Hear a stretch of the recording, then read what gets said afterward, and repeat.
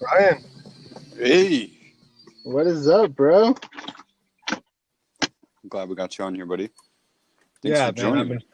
I've been running everywhere lately, bro. So I appreciate your patience, dude. Honestly. No, it's cool. We line up. A few people have been wanting to get on the phone too, and I've been pushing it off. Weather's Yeah, nice, yeah. lots of things to do. Straight up. Yeah, yeah. I'm glad you understand. No worries at all. How is Yeah, it where you are? How is it in? Um, it's good, man. It's been it's been good. It's been a journey. Just kind of moving places. It's kind of hard to find a place in Sedona. A permanent place, but just moved into my new place today. Hopefully I'm here for a while. If not, I'll figure something out. I'm not too worried about it, man. So, Same area, Sedona area, yeah, Sedona, Arizona. yeah. Yeah, I'm actually in Sedona now. I'm not in Rim Rock no more. Cool, cool. Yeah, I'm just tired of that drive, dude. I can't drive that far to work no more. Sedona's a cool place. It is, man. It's super pretty, dude. You got to come down here, and I can show you some creeks too. Like, dude, it's super cool, man. Like, you would love the creeks. I feel like. Well, so far I'm still not allowed to travel to America. You need some kind of a reason, and I don't have reason officially. Don't have any family. Don't not allowed to do business officially in America. So I'm stuck on this side of the border. And we wanted you to visit this year too. There's gotten a bit of flack yesterday for the post about COVID, and people are talking about deaths. And honestly, the worst thing for me is the inconvenience of being cut off from America. Truthfully, being cut off from my friends and my girlfriend, all kinds of things. So, is there a lockdown where you are? Um, there's definitely a lockdown. We got to technically wear masks, but I don't know. In the Sedona area, people are kind of over it, dude. People are realizing how stupid these masks are. Um, and yeah, like it's just a bit ridiculous. Well, Arizona, by the way, is a pretty woke place, man. I really like Arizona. The first time I ever went there, I thought it was the healthiest place I'd ever seen. Truthfully. that's crazy because obviously Arizona on the border of Arizona and California, and I would go hiking all the time, and I would meet people on hikes, and they would just say how much they love Arizona, and they've been all around the world. They said how pretty Arizona was, and I was kind of shocked, to be honest. I didn't know and realize how pretty Arizona was. I mean, I love it because you get the sun. There's no crazy weather, tornadoes. There's no hurricanes. Like it really is a great place to live in. As I got older, I'm super grateful I grew up here, to be honest. Also, you've got the coolest cactuses that there are. The big cartoon ones. The rest of the desert's pretty boring. New Mexico's pretty boring. Nevada's pretty boring. California Totally, switches it up, but the desert part of it's pretty boring. Once you've seen totally. a few Joshua trees, you're like, okay, Hmm. that's about all we got here. So Yeah, yeah, it's good. definitely. It's good that you're doing good. So it's okay that Sedona's waking up. It sucks that there's still an overall imposition. But I Yeah, do believe that places like Sedona and Colorado, even a lot of the places, Florida, that are kind of just saying this is nonsense, that at least have enough people saying that this is nonsense, that yeah, we totally. can stand up to it. One of the things I wanted to do here with you today, because you are a distributor and we do work together. You do have access to the Wallach Warriors account. Not everybody knows that several people have access to that account. Primarily, Yeah. it will be me answering if it's a technical question. If it is somebody else, they will usually give their name unless it's just a basic answer. A lot of the times, the person will be in the room with me. Andrew here, he could be going through the DMs and say, "Hey Ryan, what's this?" And I'll give him a quick answer. He'll give them a quick answer, and we'll move on. But Yeah. obviously, the real training to be able to do that is involved in the more complicated questions, and a lot of it is only seemingly complicated. And talking about that Corona is just because I can't open this account right now without being bombarded with comments and such about the Corona posts in the last couple of days. So if we do that, Totally. I know you've got some questions too. But even as I just popped it open right now, 2 comments. I've never seen such divided comments either. Some of them are like 100, completely agree, thanks for speaking out. And other people are like, this is shocking, this is disgusting, I'm unfollowing. Just Yeah. completely polar opposites. But it's important, Yeah. and I wish we could avoid this subject altogether. I wish none of this was happening. I said that I've been inconvenienced by this. That might sound insensitive, but that's to say, I wish this whole thing wasn't here. This is don't shoot the messenger for speaking some of the truth about this, because there's a lot of misinformation about this. There's a lot of confusion. There's a lot of panic still, and even though Totally. you are kind of outside of the action, You know, you're in a more relaxed place with less population, as are we. But obviously, we still feel the effects, you know, with everybody else. And the comments are a reflection of that. That this is something real that is happening. But a big part of our point is that it's largely been produced by media and Totally. by fear, and the Totally. mandates of a consequence of that, the masks, the lockdowns, the travel restrictions, the ultimate freedom restrictions. I mean, this is not right. This is against our health. We need fresh air. We need our friends and loved ones. You know, we need Yes. freedom of movement. We need autonomy over our actions. These things have been written into your Constitution and our Bill of Rights.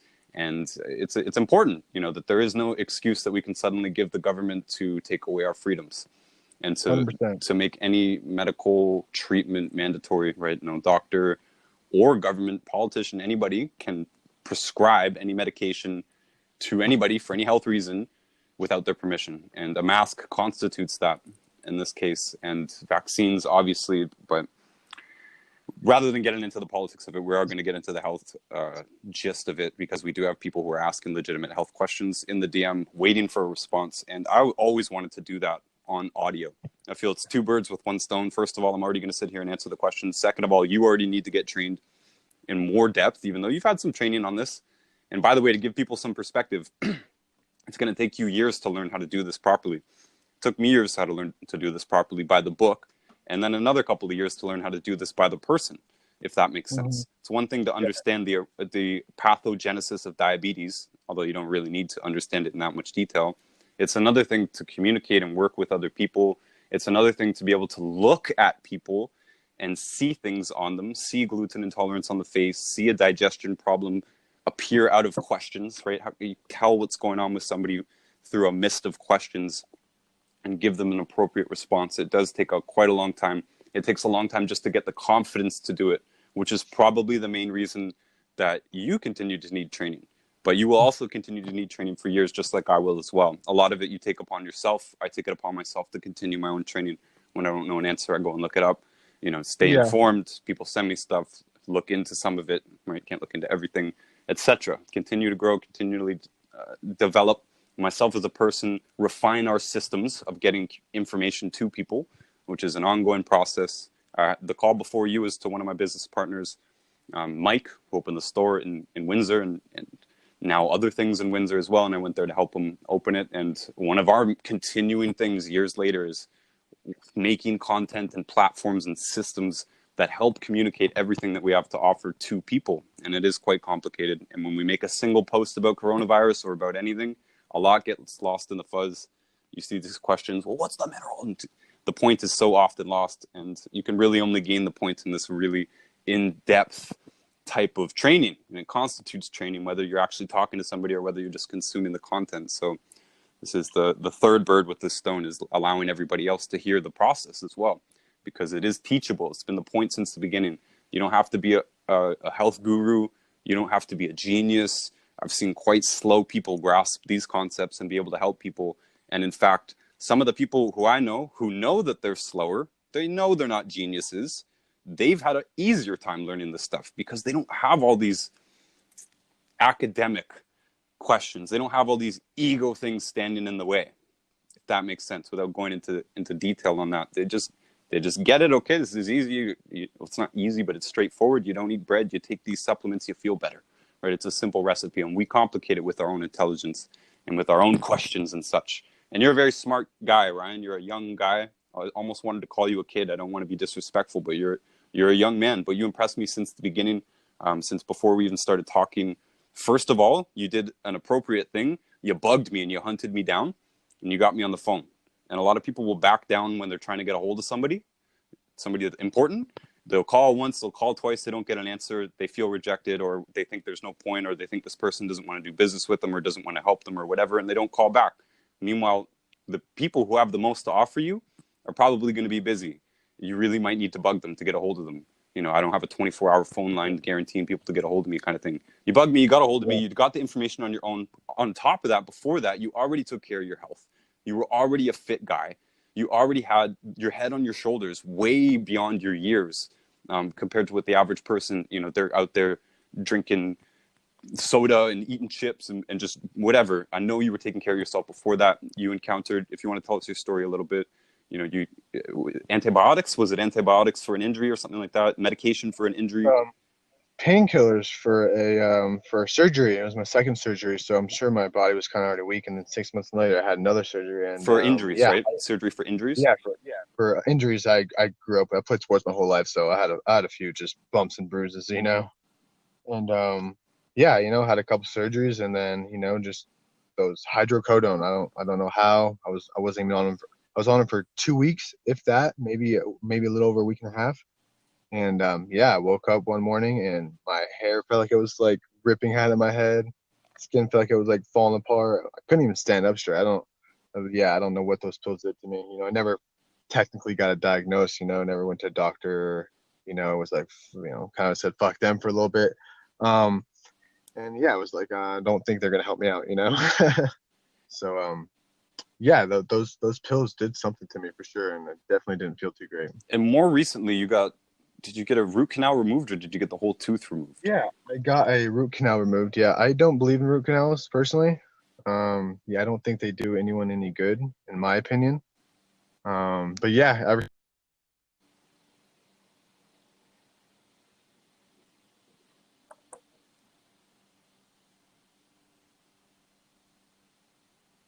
Hey, Ryan, you still there? yeah. Hey, are you there? Yeah, you cut out a little bit. You said ever since you got that out?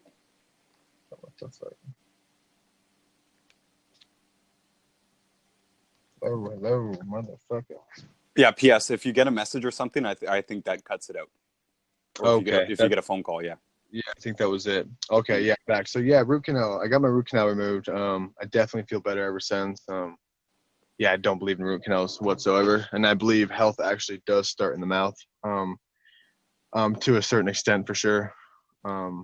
Yeah, I think the mouth is important to get healthy, and once Well, you get that healthy, let's pause on that for a second.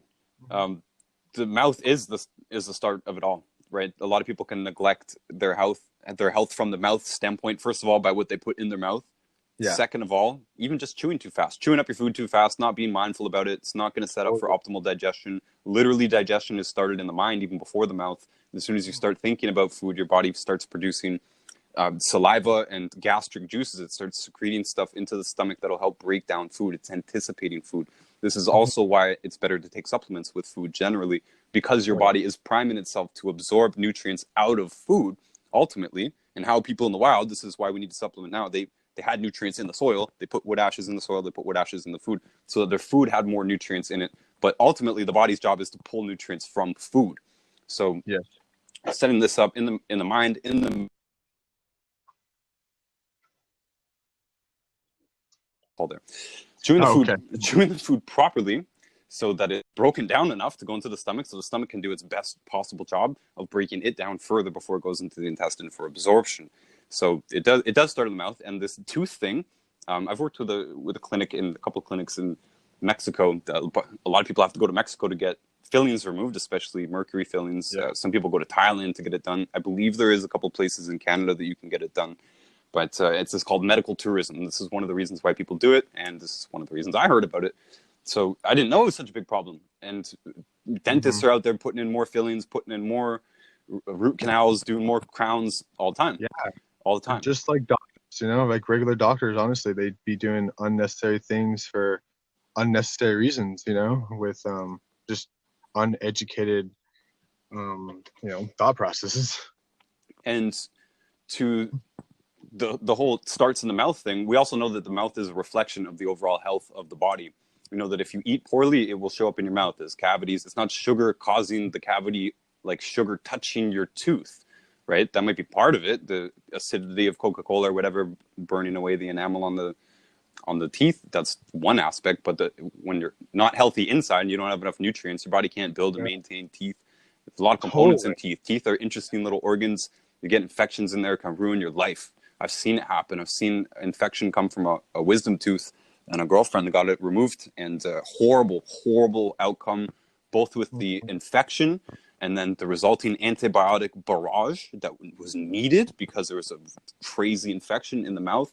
And then the resulting on top of that, internal damage from the antibiotics. And by the way, she had used antibiotics as a child heavily, which is a big problem too. It just gives us a poor internal environment. We got to make up for that. We got to boost the probiotics. We got to, reset the digestive health, obviously get off the bad foods, consume enough salt to digest things properly, and consume enough connective tissue to repair the intestines.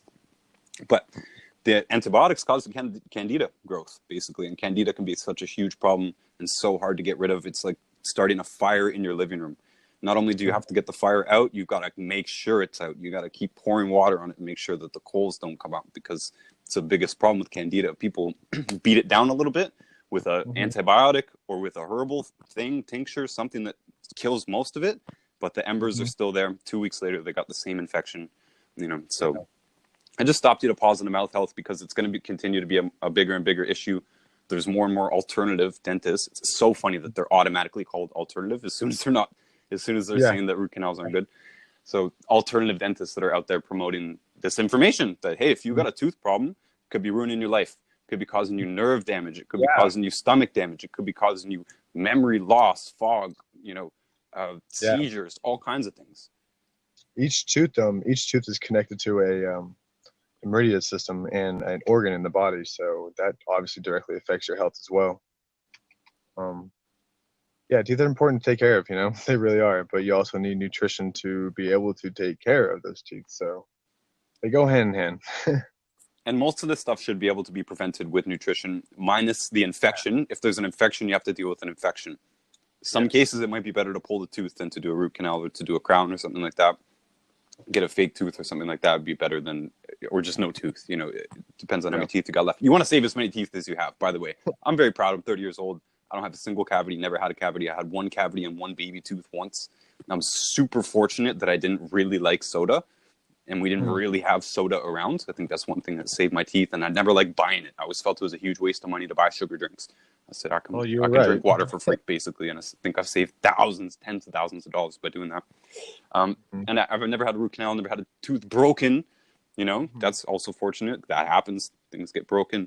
We do stupid things. We chip them, And sometimes it might need to be pulled. But actually, that same girl with the wisdom tooth, she also had a situation at a different time that she needed a root canal, which was diagnosed by a friend of ours who is a dentist and is also in longevity and with the Dr. Wallach thing. She's one of the people that introduced me, and she said, you need a root canal.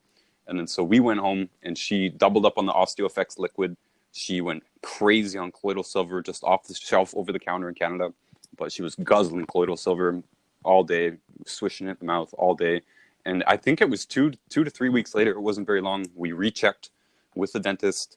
Bam, no root canal needed, healthy tooth. So if that can be done in a short period of time, that can probably save most root canals from happening. I'm more so talking about just if you have a root canal now, you might want to look into possibly getting it removed. And that was the problem with you, getting one before you knew better and it being a problem later. Mine was 10 years ago, mine was a while. And it's a dead tooth, it's a place where an infection can sit and grow, Well, it's a great place for bacteria to grow. Exactly. So it's not good. I totally just don't believe in that it's good at all to have a root canal, especially if you have the knowledge to fix it, before. So I feel that was a fair introduction, by the way. I chose not to jump into the start of everyone like, hey, this is this person and this is exactly what they do. It's kind of boring to me. I figure they're going to figure out a bunch about you in the conversation. Also, the conversation isn't really about either of us, but I guess the fourth bird with the stone too is I do get to catch up. Most of this stuff that does require we have a relationship. The people that I don't like or that don't like me, whether they're in the business or not, they're not going to be calling me, right? So you want to get along with the people that you work with, and you want to choose people to work with that you do get along with. Optimally, it's going to be the best. But so you can get to some questions if you like, or you can give us more information if you like. It sounds like you're doing much better now. I'm super happy to hear that, because that was probably one of your main concerns, like it was mine and everybody else's, that I'm not going to promote something until I'm 100%, right? It's kind of a strange thing. But by the way, there's a lot of people in the business, especially older people, who they've been in this a long time and there's no way they're 100%.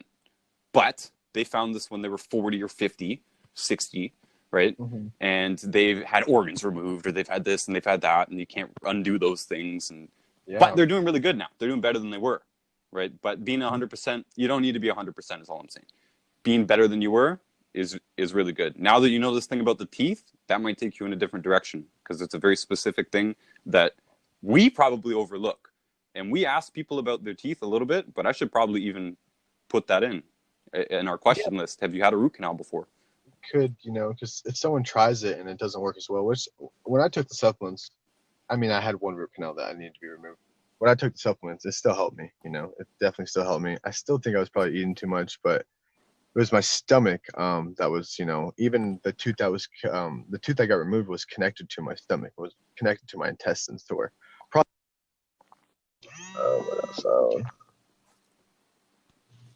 I got a phone call real quick. Okay. And yeah, I just wasn't really getting full.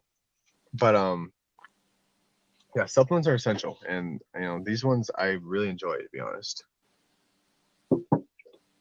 Cool. So you've got some questions there? Yeah, so let me pull them up real quick. I think I might have to leave you for a second, but just give me one. Okay.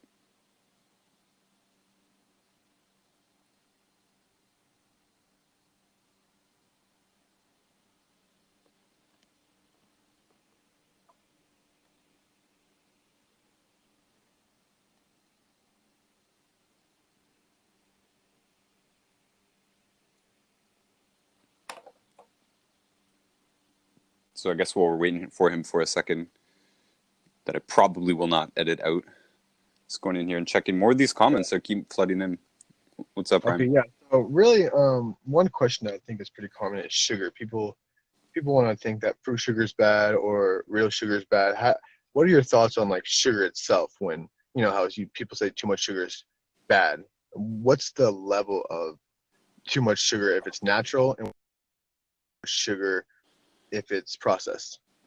It's a good question. It does come up sometimes. I do usually give it an answer on the story, but even if I go on for 4 or 5 slides, it's not enough of an answer. So you got to separate out sugar and protein and fiber, and all of that stuff is different when it appears in a food.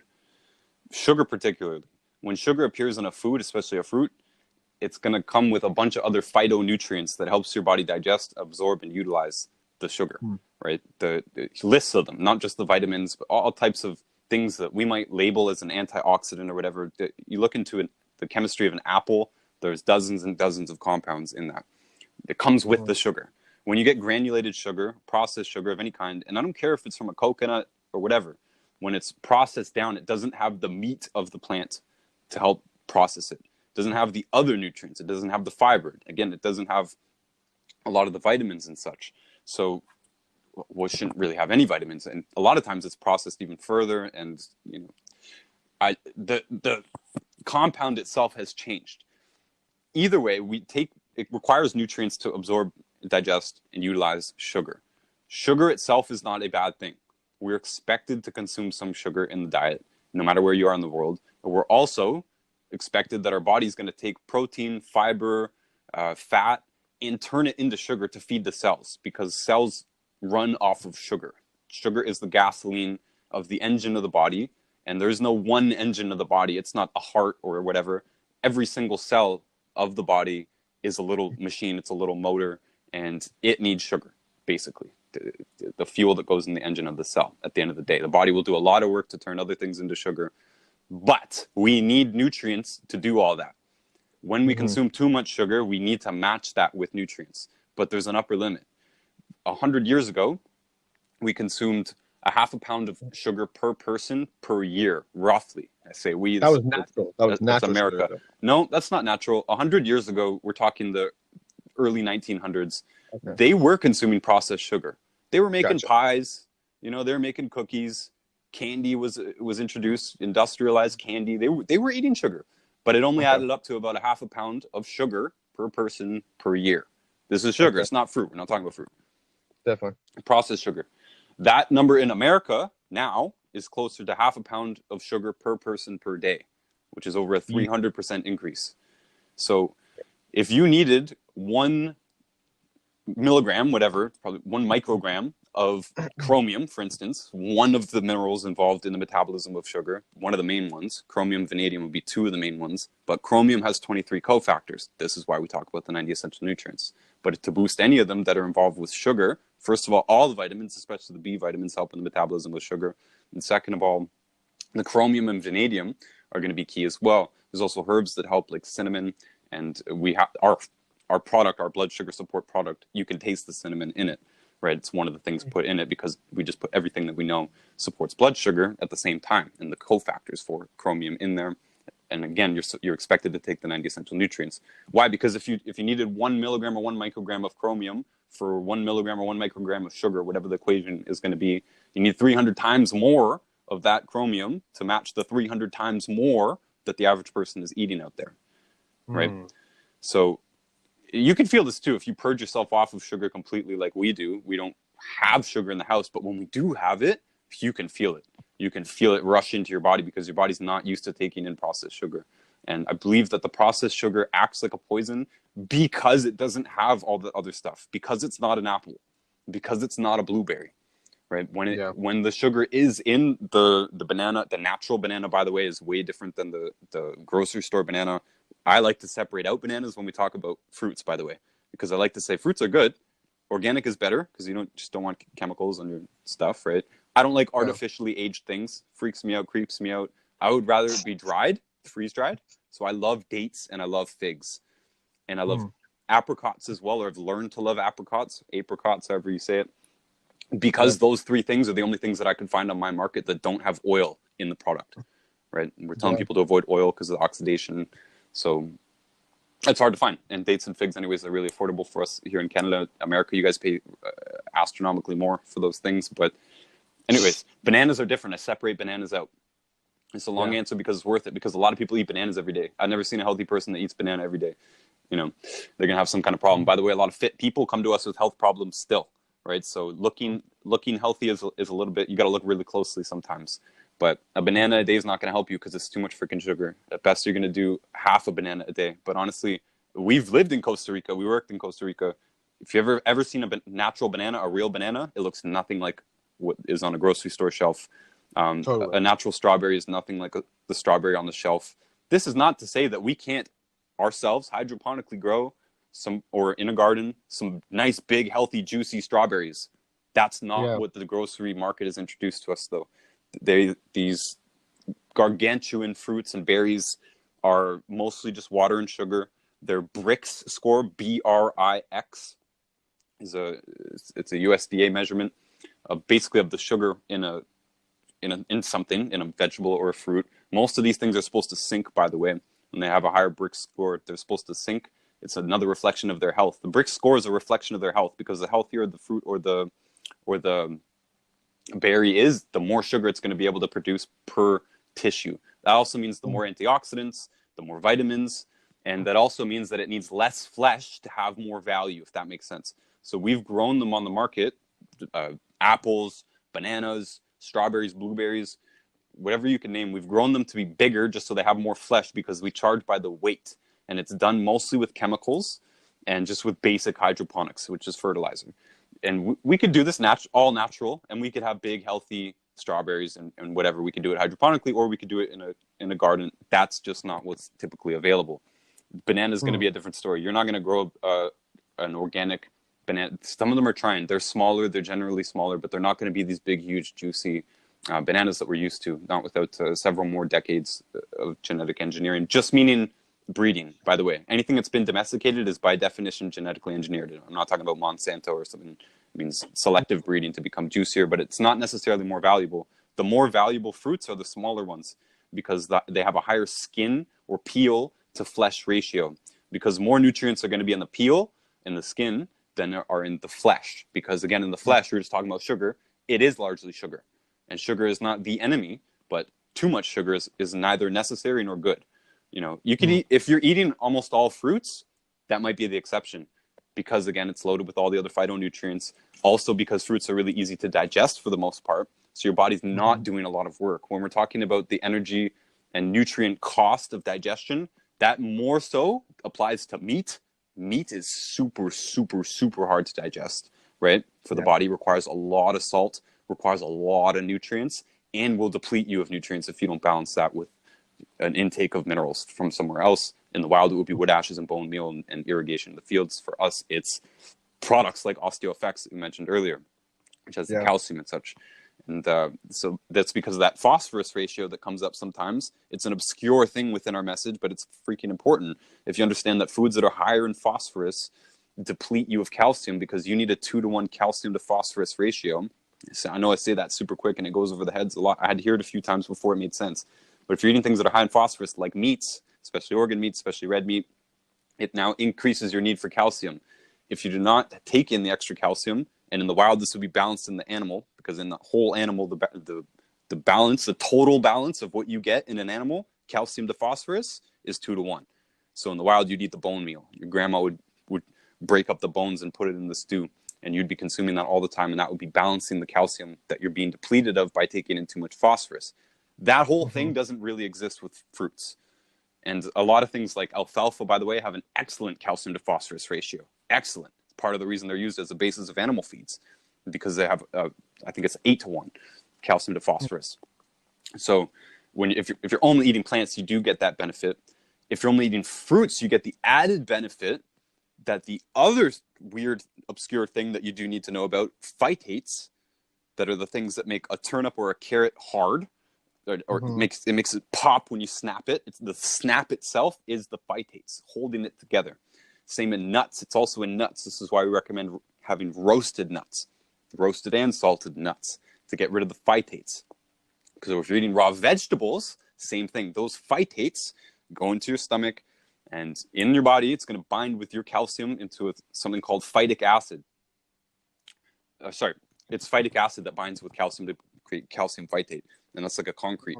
So it's basically taking you away from that calcium, because you can't absorb that. You can't absorb calcium phytate. It's too hard. You're going to pass it, or it's going to accumulate somewhere in the body. So this is why we see raw vegans in this business. We see a lot of raw vegans, and they're gray. If they've been doing it for 20 years, they're gray from the mineral deficiency, because the phytates have been robbing them of minerals and binding with them to create calcium phytate and this glue, basically, right? Similar concept to gluten. It's just this sticky glue that goes in and robs your body of other things and damages the intestines at the same time. So another benefit to fruit, it doesn't have phytates in it, really, right?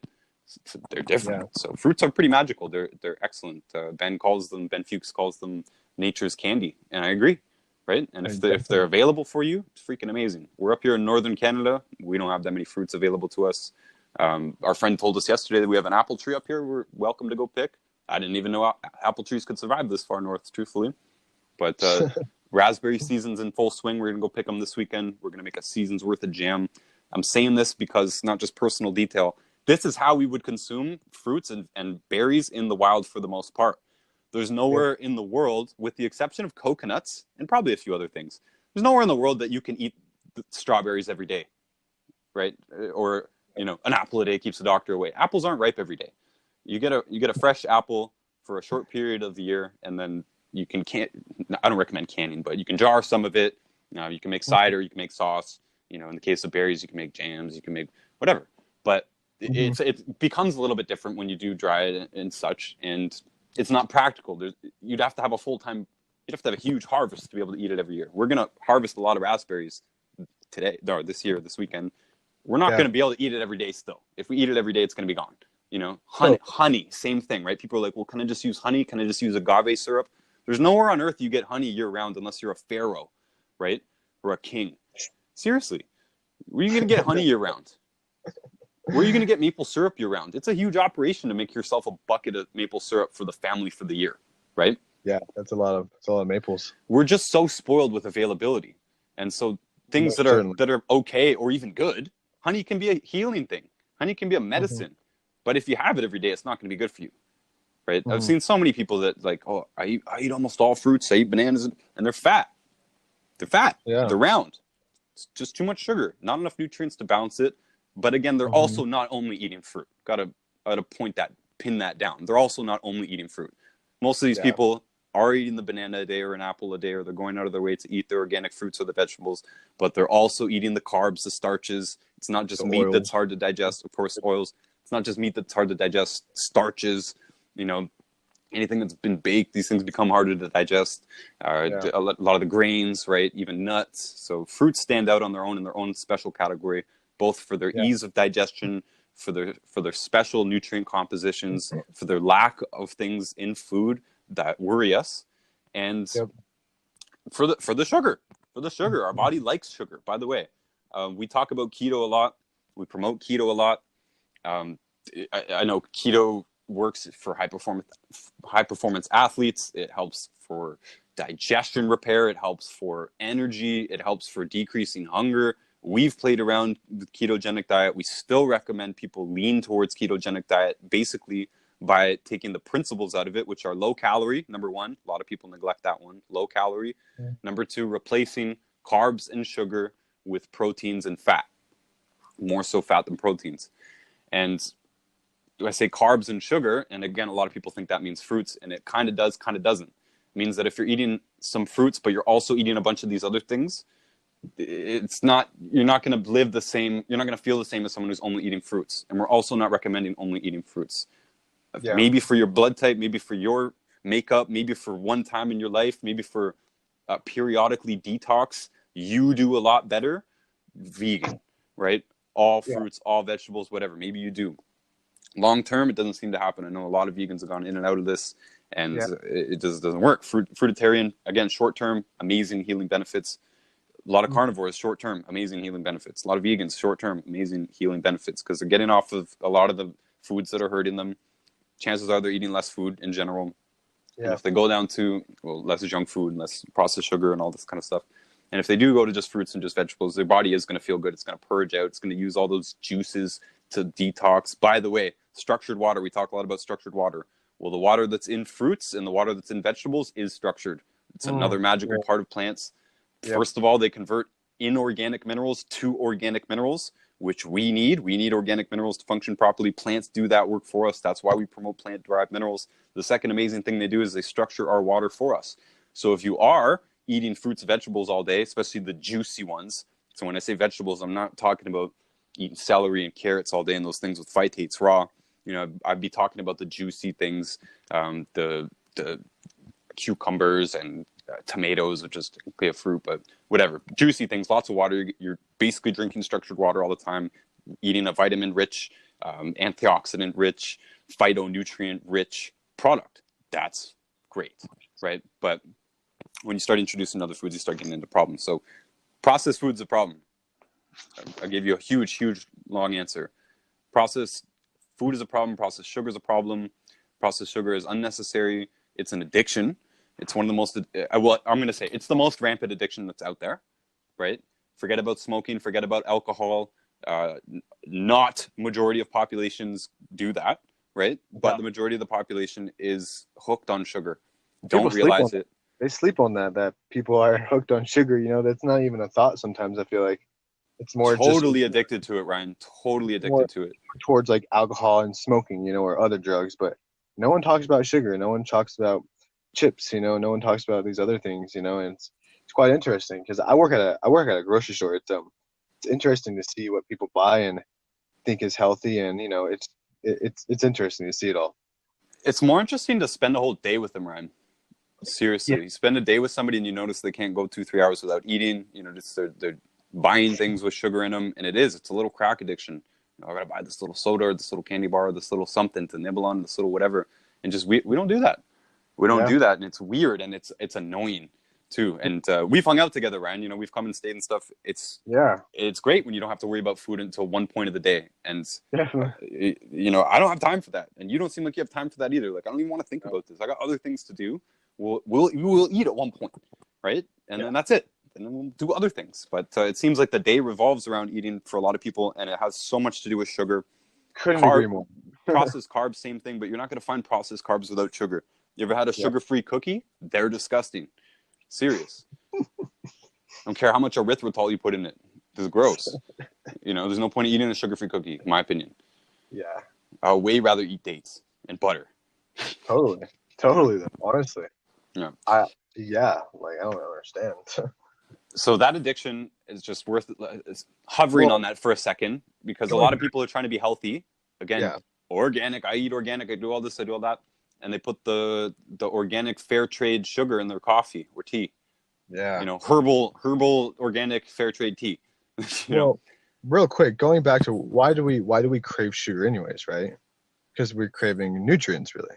But sugar's what's out there mostly, right? And that's what gets them their little fix real quick, you know. But originally, they're actually craving nutrients, not sugar, but their body's just telling them sugar, sugar, sugar, sugar, right?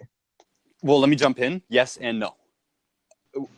Initially, we're all operating on mineral deficiency because Yeah. we're all listening to this on a phone or on a computer. We all grew up in the Western world, and we're all minerally deficient because the food supply is minerally deficient. So we all crave more than we should because our body is craving nutrients that are not in the food, and Yeah. we are giving it wrongly. We're giving it food, thinking that Mm-hmm. that's what the body's asking for. We just haven't become in tune with that. So Mm-hmm. by now, you've been doing the nutrients. You know that you're now in tune with that. Your body will tell you because now you've flattened it out, right? You've given your body the 90 essential nutrients every day as a bottom flat line. It doesn't need to worry about that.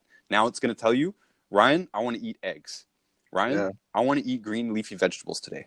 Ryan, Mm-hmm. I'm really craving a mango. It'll tell you in English exactly what it wants because those are the nutrients that it wants at that time. But if you introduce something like sugar, which does act like a drug when it's concentrated down and it doesn't have those nutrients there to process it, Yeah. and it's just too much of a dose, right? Like think of we're talking about berries earlier. You have to go out and pick berries. You have to Yeah. go and stand out and pick berries. You have to stay on the Yeah. watch for bears. You Mm-hmm. have to deal with the thorns. You have to Yeah. put them in a bucket. You have to go home. You can't just take a bucket of berries and eat them at once, which is Yeah. with the equivalent of a few tablespoons of sugar kind of thing, right? So if you have that injection of sugar into your blood, you couldn't eat that. You wouldn't sit there and eat 5 apples in a row. Yeah. So with Yeah. the exception of a banana, you're really not going to get those heavy doses. It's a By good the way, point. again, just don't eat the whole banana. So if you introduce sugar, now you've introduced a craving. What creates a craving? This goes back to the Alan Carr method of smoking. What creates a craving to smoke? The first cigarette created the craving. Mm-hmm. We intellectualize it and we give a bunch of other answers. Oh, it's Mm-hmm. because I'm stressed out. Oh, it's because of it. But it's because we had our first cigarette that we crave the cigarette. Period. If we never had the cigarette, we would never crave the cigarette. A non-smoker doesn't crave a cigarette. Does that make sense? A non-smoker doesn't go and say, I'm stressed out, I'm going to smoke. A No, non-sugar addict doesn't say, I'm stressed out, I'm going to eat sugar, right? A non-sugar addict doesn't say, I'm hungry, I'm going to eat sugar, right? yeah. We're not sugar addicts in this house. We know that sugar is a drug.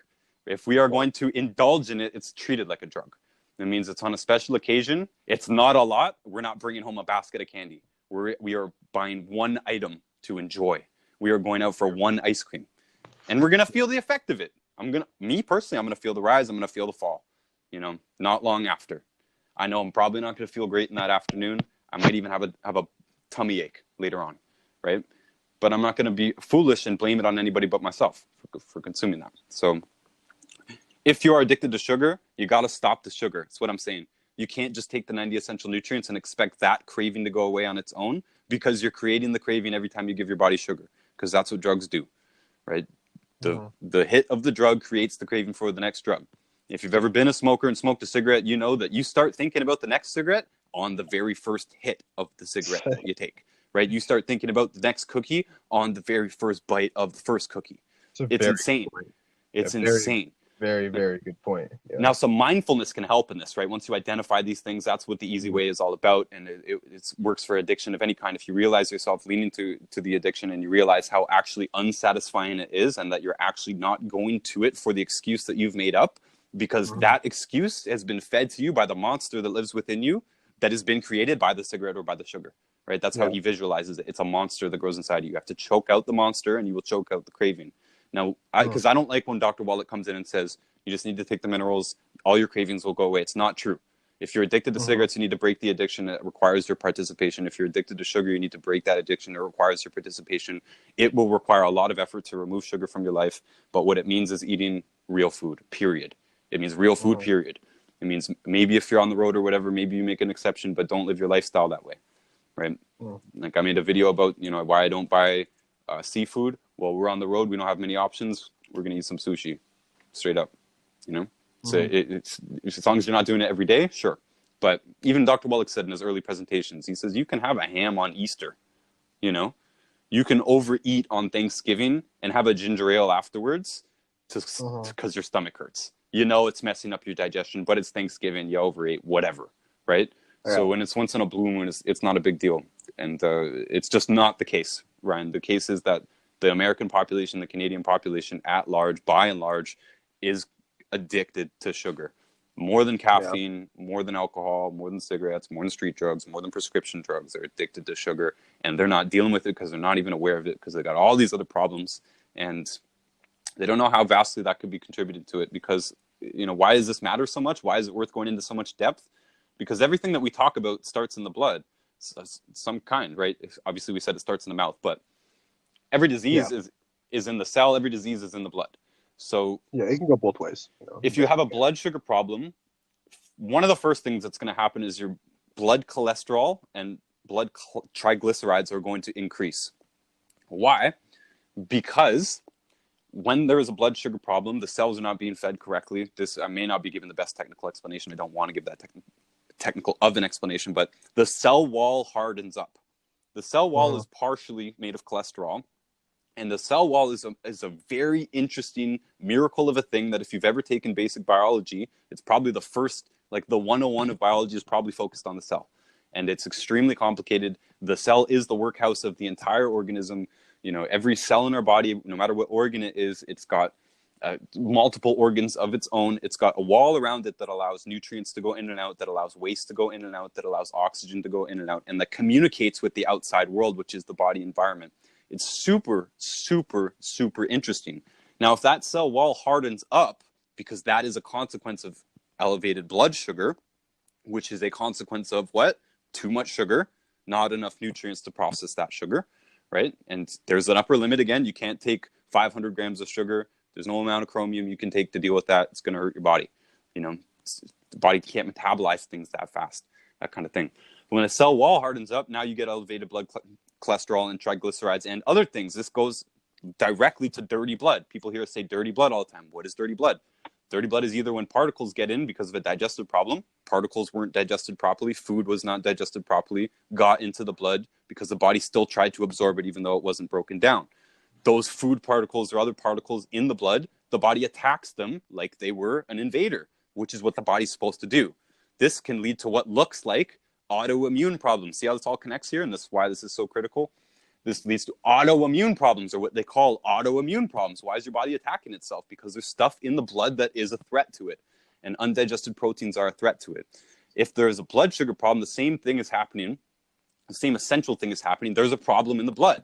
The blood is the life force of the body. Your body will start shutting down in numerous ways. The first things that are going to show up are going to be skin problems, mouth problems like we were talking about, right? Not just cavities and stuff like that, but even bad breath. Bad breath is going to be a sign that there's a bad internal environment. It's going to be a sign that there's a digestive problem. Digestive problem is automatically going to lead to some type of blood problem.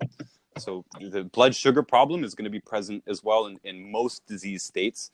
Most people that come to us with arthritis or osteoporosis or cancer, probably I'm going to say 100% of them with cancer, also have a blood sugar problem, right?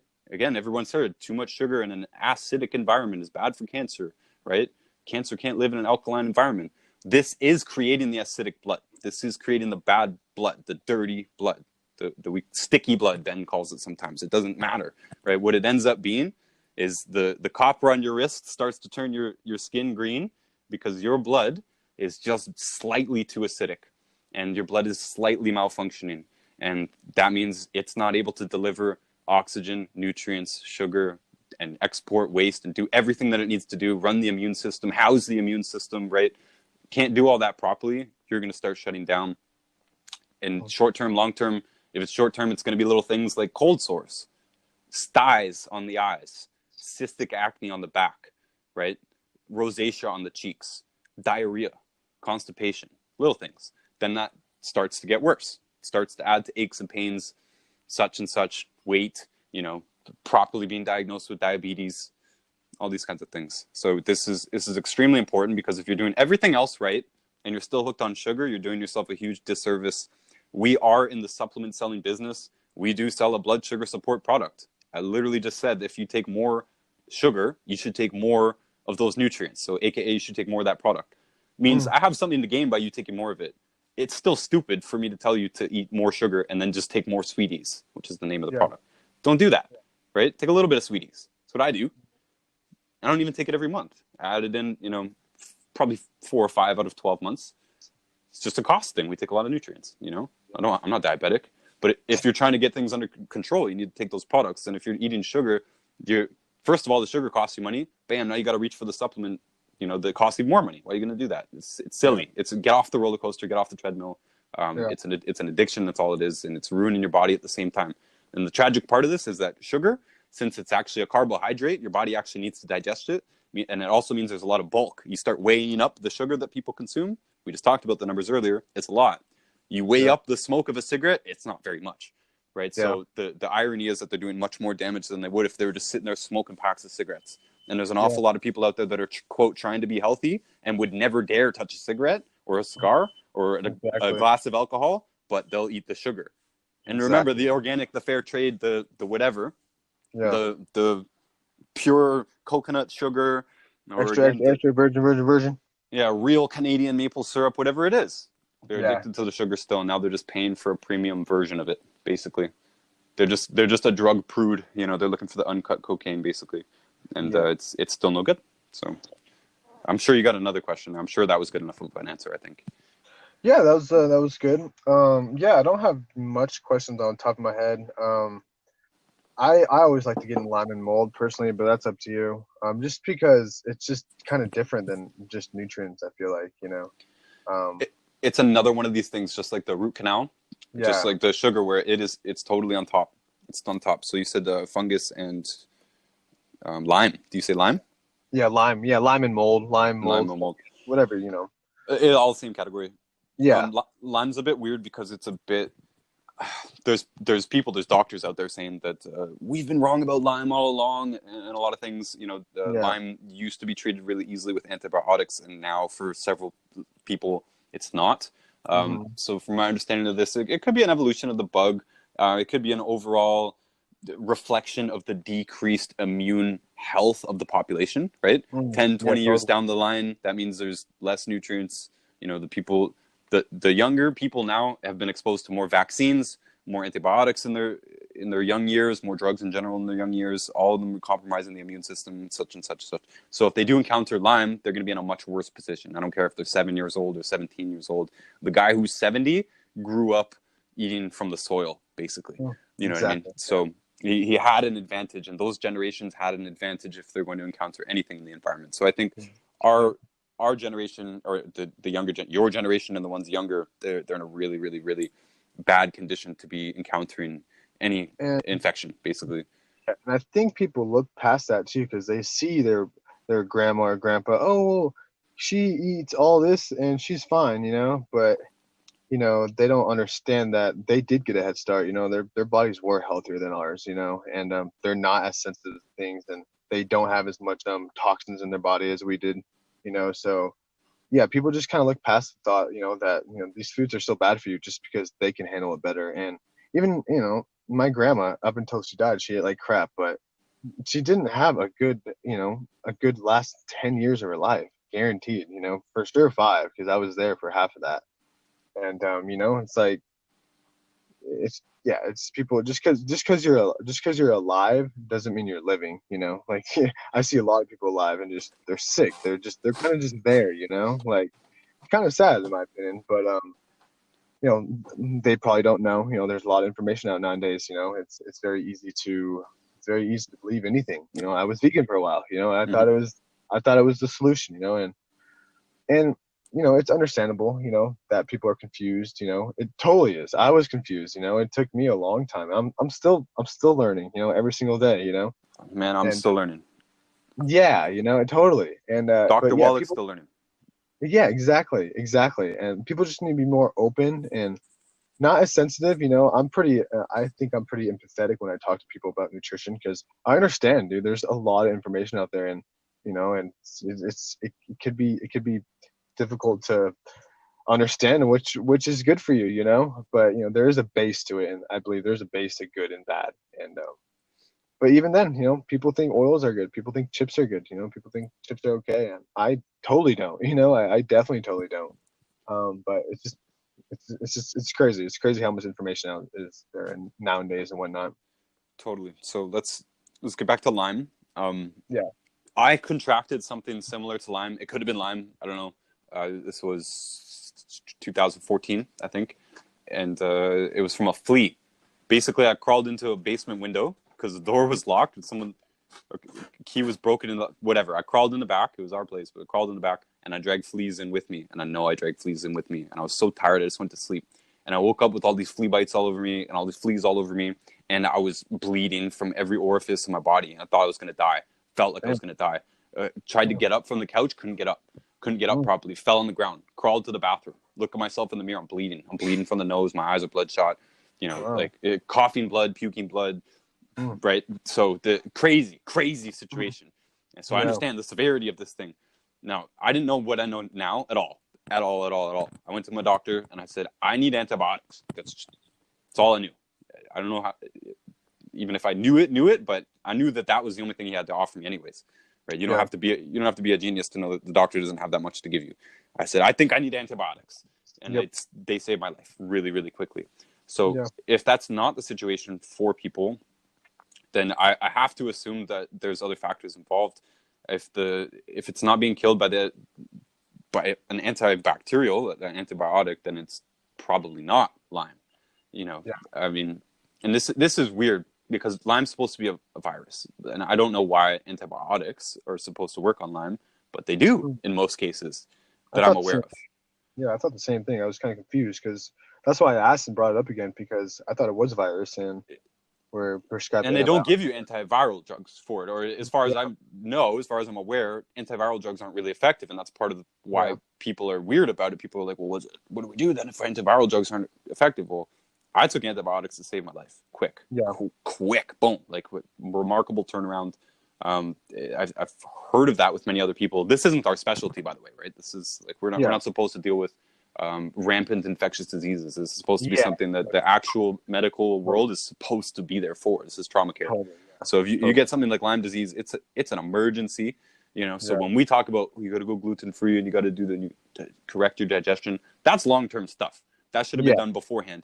One of the reasons I think that I was helped quickly was because I was eating almost no food. I was on the poverty diet, which is good because when you eat more food, you create more pressure on the digestive system, more nutrient deficiencies, dirty blood, what we were just talking about there before. You're probably not going to have dirty blood if you're not eating enough food, right? If you're on low calorie, you're probably not going to have dirty blood.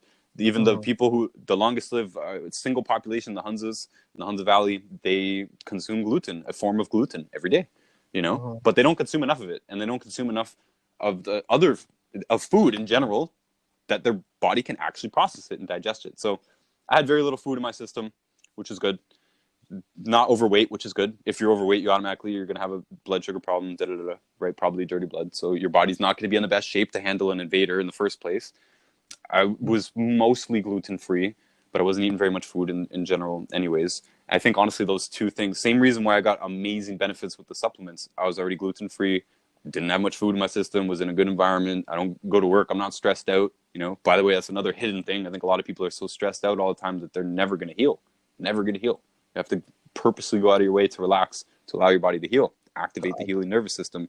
So with Lyme disease, when you wake up and you're bleeding from your eyeballs, you know, you can be forgiven for being stressed out from it. But you do have to do a little bit more than that. And you do actually have to initiate a healing process. I know people who have gotten out of, you know, terminal cancer and that kind of stuff with faith, placebo, right? Believing that they can make it out, believing that they can live. And this is one thing, man. I knew I had a problem. I woke up, wow, I've got a problem. I'm going to die if I don't do something about this.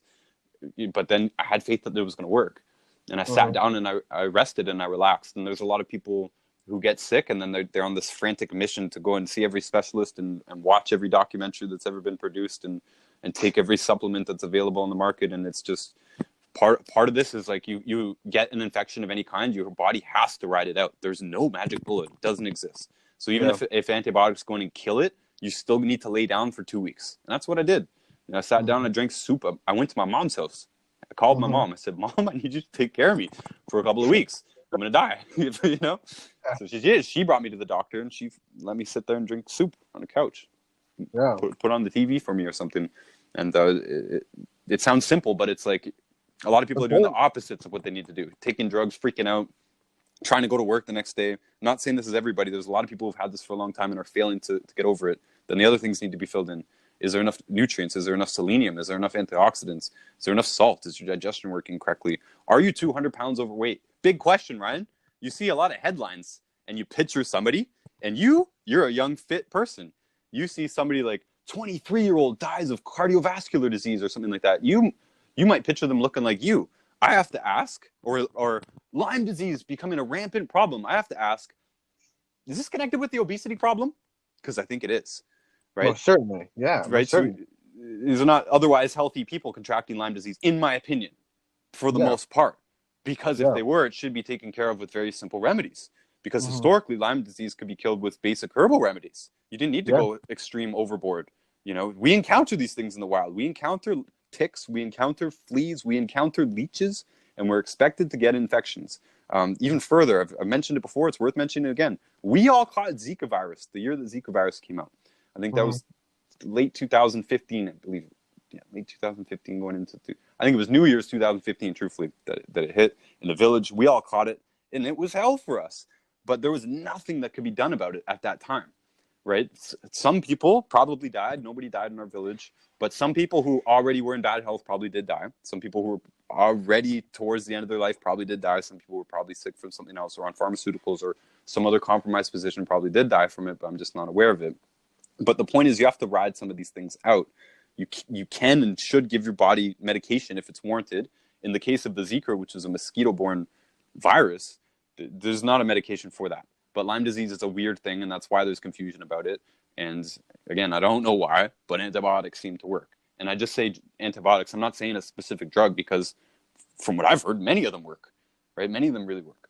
But anyways, in the case of Zika, we all had to just sit it out, ride it out. Just sit it out and ride it out. That's it. And in the jungle, most of the things that you actually catch, like most of the things that can hurt you in the jungle, they don't have a remedy for. There's no remedy. You got to sit there and wait it out. Oh, I got stung by a stingray. What do I do? You got to wait it out. You're going to be in pain for a little while, right? Same with a jellyfish. Same with a bullet ant. You know, you can't. Zika virus. What do we all do? We're sick for a week. You know, what do we do? As much liquids as possible, salt, sunshine, ocean's right there. Go in the ocean. You know. Whatever you can do to promote relaxation, positive energy, negative ions, actually, by the way. Again, I don't know if it's too much detail, but I'd use this opportunity to just spew detail. No. You know, that's why we audio it, right? You know, people can rewatch it, re-listen to it. So a healing environment, Ryan. Another thing. How many of these people live in basements? Because negative ions in the atmosphere, this is positive energy. I don't know why they call it negative ions. But this is positive energy for you. You are an electrical being.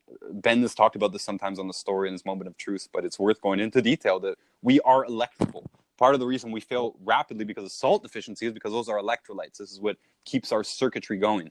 You know, this is why salt deficiency is such a big problem. We've been told to avoid one of our major electrical components. Now, that's just us. That's us, the antenna that we are. But we exist in an atmosphere. That atmosphere is also electrical. And if we surround ourselves with negative ions, this promotes a healing environment. Negative ions can be produced by the beach itself, water, ocean, right? Moving water creates negative ions. It releases negative ions. This is why we feel good. Or go stand next to a waterfall. Tell me you don't feel good. You don't need to go in the water. You don't need to touch the water. You're going to feel good by being there. It's a healing environment. If you're in your basement with a Wi-Fi, it's a horrible environment. Zero negative ions. Bad energy, bad vibes, bad radiation in the air. And that just doesn't make you feel bad. It affects your blood. Talked about the blood earlier. Talked about dirty blood. Talked about blood sugar. You don't have to eat bad to have a blood problem. You can have a blood problem just by being exposed to too much radiation, right? And again, a lot of places that people are living, and I'm using this because the focus of this question, I believe, the locus of this question is, why is Lyme more of a problem now than it was? Well, diabetes is also more of a problem than it was. Cancer is also more of a problem than it was.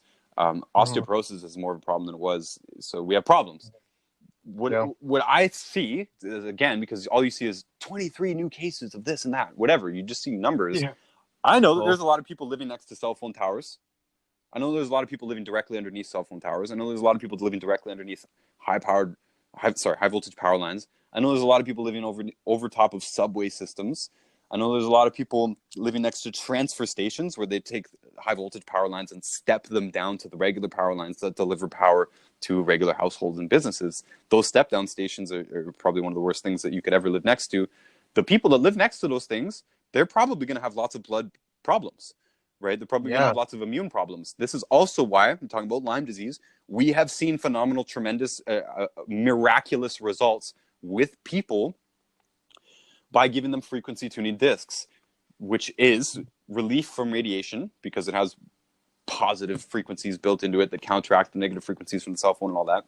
They have something lupus, which is a blood problem, but we explain it by food problem, digestive problem, nutrient deficiency, whatever. But they get a relief on their lupus symptoms by attacking only the radiation because the radiation was crumpling up their blood vessels, causing a blood problem. That's why I said you don't have to eat bad food.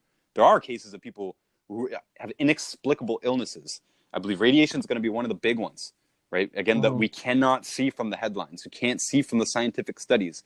Do these people live next to a mega source of radiation? Do they live in an apartment building where all the smart meters are right on the other side of the wall that they live in and sleep in, right? Do they live on top of a restaurant that has a freezer room? You know those rooms you walk into, it's all cold, everything's in there, it's cold, walk-in freezer. You live right on top of that, you're gonna be experiencing a huge bubble of radiation all the time. Once again, another thing that people just look past, is the radiation, and so crucial, so important. So how are you going to get over Lyme disease? It's kind of my point. How are you going to get over Lyme disease if you're in a big radiation environment? This is just something that, when we're talking to people and we're giving them a list of questions, we can only do so much. We ask a lot of questions because we're looking for a lot of information, but there's still a lot of hidden things out there that we just talked about a bunch of. You came up with some interesting questions. P.S. These are hidden things, right? Root canal. Did you know about that? A lot of people didn't know about that. Sugar. A lot of people just didn't know the actual, total impact of that. And radiation. And so if you got inexplicable Lyme disease, I'm gonna look at your environment. I'm gonna look at your lifestyle. I'm gonna look at your stress. Obviously, we're gonna look at your nutrition. But the people who are listening to this have already heard the nutrition stuff, right? So if they haven't done that, obviously do that. That goes without saying. Take the 90 essential nutrients. Avoid the bad foods. Take any herbal products that you might need for something. In case of Lyme disease, I would go to our Good Herbs antimicrobial support. By the way, Good Herbs, that's the company Good Herbs. It's in the longevity catalog of companies. They only make a few tinctures. I think they make 13 tinctures, something like that. That's all they do as a company. They make those tinctures. So not only do they only make tinctures, they only make those tinctures because they do them perfectly. Perfectly. You can find that on the longevity website? Yes. And so there are ones for thyroid support and adrenal support and female hormone support, male hormone support, But there's also an antimicrobial support. And I'm saying this because there's a lot of tinctures that are out there. And on my side of the counter, I've heard a lot of people say, oh, I took burdock root, I got amazing results. Oh, I took burdock root, felt nothing. Oh, I took oil of oregano, helped me with my flu immediately. I felt better. Oh, I took oil of oregano. These are common ones. Oil of oregano. I was sick for months. I couldn't figure it out. I couldn't work. We were losing our house. Took oil of oregano. Bam, back to good. But then at the same time, again, I've heard 100 people say, no, it did nothing for me. It did nothing for me. Right? So there's variable. Yeah, so many factors. It's in how the product's made is what I'm saying. Since there's so many different products out there, saying, oh, I took oil of oregano, it just doesn't mean anything to me because some companies do a better job than others. If a tincture, by the way, is a distillation in alcohol. First of all, the more potent the alcohol is, the better. Good Herbs uses, I believe it's 190 proof alcohol, corn alcohol, which is, I also believe, the highest percentage of alcohol that you can acquire legally. So that's one thing. It's expensive. Put the base, you got to use good ingredients to begin with. This is one of them. People can be using 140 proof alcohol and be getting a different product. Number two, don't leave it in the alcohol long enough. It's not potent enough. Leave it in the alcohol too long. It degrades the actual stuff. It degrades the compounds themselves. No more active ingredient. Does that make sense? Not enough, not potent enough. Too long, not potent at all. Right? So there's a Goldilocks zone that matters. This is why when we say they do it perfectly, means this is a formula. We know this now. We've been making tinctures for a long time. Yeah. So the antimicrobial support. Longevity itself also has a problem. A product called, it's not a problem. It's four problems. Called Killer Biotic. Killer Biotic, and that's capsules. That's our natural antibiotic. Like, that's the one. If somebody comes to us and they have rheumatoid arthritis, for instance, or Lyme disease, or fungus or mold, if they want to hit that hammer hard, aside from the possible antibiotic use that they might need to get, in the case of rheumatoid arthritis, it's one of the only things that Dr. Wallach ever recommends an actual pharmaceutical antibiotic for, to kill the bug that causes the rheumatoid component. That makes it difficult because the medical establishment calls rheumatoid arthritis an it calls it an autoimmune disease, right? Which is what we're saying is not correct. There's no autoimmune diseases. The body doesn't attack itself. It attacks things within the body. Something happening in the body, causing a reaction. So they think that rheumatoid is an autoimmune disease. It's not. It's an infection. And you strictly, to kill it 100%, Dr. Wallach says use an antibiotic called minocycline to kill it. But first, just like a surgery, we say, look, if you're going to try that, try killer biotic first. That's what I would do. I'd try killer biotic first. And I believe I do, for an average person, 150 pounds or more, whatever. Actually, for anybody, do two bottles for the first month and see what's up. Reevaluate on the first month. And if we've seen good progress, we go forward. But that'd be the first one. Would be killer biotic, and then I'd add antimicrobial support. You hear us talk about diatomaceous earth a lot, right? People might get sick of me hearing about me talking about diatomaceous earth, but it works. It works well. It's super cheap. We don't sell it. I wish I made some money on it, but since it's so cheap, there's not that much money to be made, right? In store, we sell it for $10 a pound Canadian. It's not a lot of money. It's not worth it to ship it, basically, and it's so available. But the point is, I recommend it because it's so cheap and it's so effective. And so if you have any infection of any kind, on top of everything else that you're going to do, you should take 2 heaping tablespoons of diatomaceous earth twice a day, every day, for 90 days, period. That's going to be about 5 pounds of diatomaceous earth. In fact, you'll probably have some left over if you buy a 5-pound bag. On Amazon, that's probably $20 in America, truthfully. So that's not a big deal at all. It's pennies a day, and it should be done. And that stuff can go in and start to kill this stuff and lay the foundation for a good internal environment. Our call is going a little bit long here, Ryan, but I want to give you even more information because we never talk about this. Okay. There is, now we go into controversial. I'm stepping away from longevity. I'm stepping away from nutrition. Frequencies can also kill parasites. Yes. It's one of the more interesting things in the alternative health world. It's also one of the more easily provable things because if you kill parasites in you, especially worms, you poop them out right away. Right away, you can see them. There's very few things that you get that instant clarification from, right? So there is a device called the Clark Zapper, C-L-A-R-K, Zapper. It is an open source blueprint. Anybody can build one. Hulda Clark designed it, and she released the blueprint in her lifetime in the book called A Cure for All Diseases, or The Cure for All Diseases.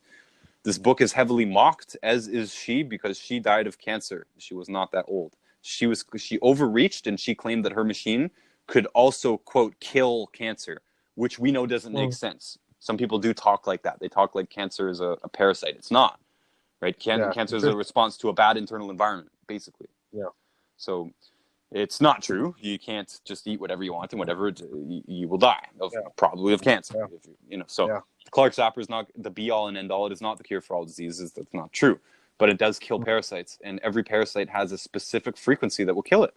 And you can deliver that directly with a Clark Zapper. You can build that yourself. You can buy one off Amazon. And so if you're at your last resort, or honestly, maybe, Ryan, I might shift into just promoting it full-time and just being like, look, first thing you should do for if you have parasites, or even if you don't, get a Clark Zapper. Maybe just start telling everyone to get a Clark Zapper, because I know from hair analysis that you're far more likely than not to have parasites in you, whether it's fungus, mold, yeast, worms, bacteria, virus. You're gonna have something in you. A lot of people are concerned about Epstein-Barr virus. I don't know why the medical medium doesn't know about the Clark Zapper, right? You can kill viruses in the body with it. Coronavirus obviously is a big concern. Should the whole world go and buy a Clark Zapper? Well, we don't really need to, actually. If one person has one, you can use it. It takes 7 minutes. It takes exactly 7 minutes to zap your body with one frequency that will kill one parasite. I believe some have been developed that you can put multiple frequencies in at once, but Clark herself, I'm paraphrasing because I lent my copy of that book out before I got to reread it. I lent it to my friend to build it, and he never did. So I have to paraphrase from my head. But even she said that I believe she said that it's more effective to do it one by one. It's more effective to do the one frequency treatment for 7 minutes straight and then move on to the next one. If you're going to do the whole spectrum of all the known parasites and all the known frequency matches. People don't know that. There's a whole book, not just her book.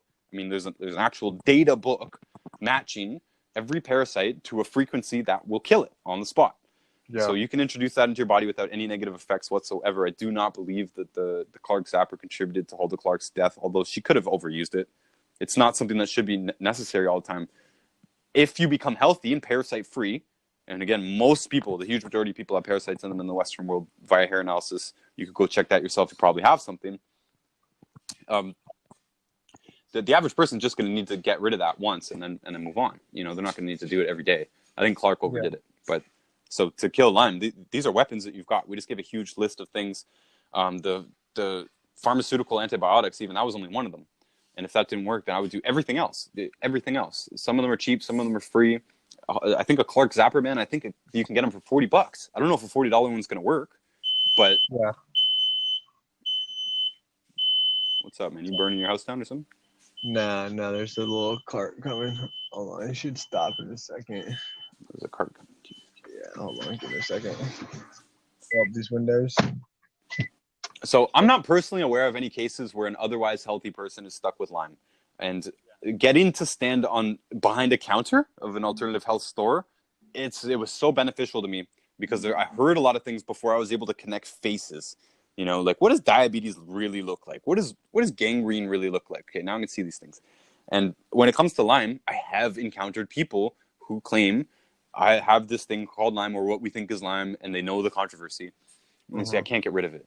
And I'm looking at them, and they're overweight 100% of the time, or drastically underweight, and they look extremely unhealthy. Same problem, by the way, gluten intolerance, like causing both problems, being massively underweight or being massively overweight. So I've just never seen a healthy person standing there and tell me this, right? Yeah. I can look at them and I can see that they have other problems. A lot of them, by the way, are women too. And I hate to say it because we love women, and women live longer than men because men play with guns and dirt bikes, and we get in car accidents. We don't live as long statistically.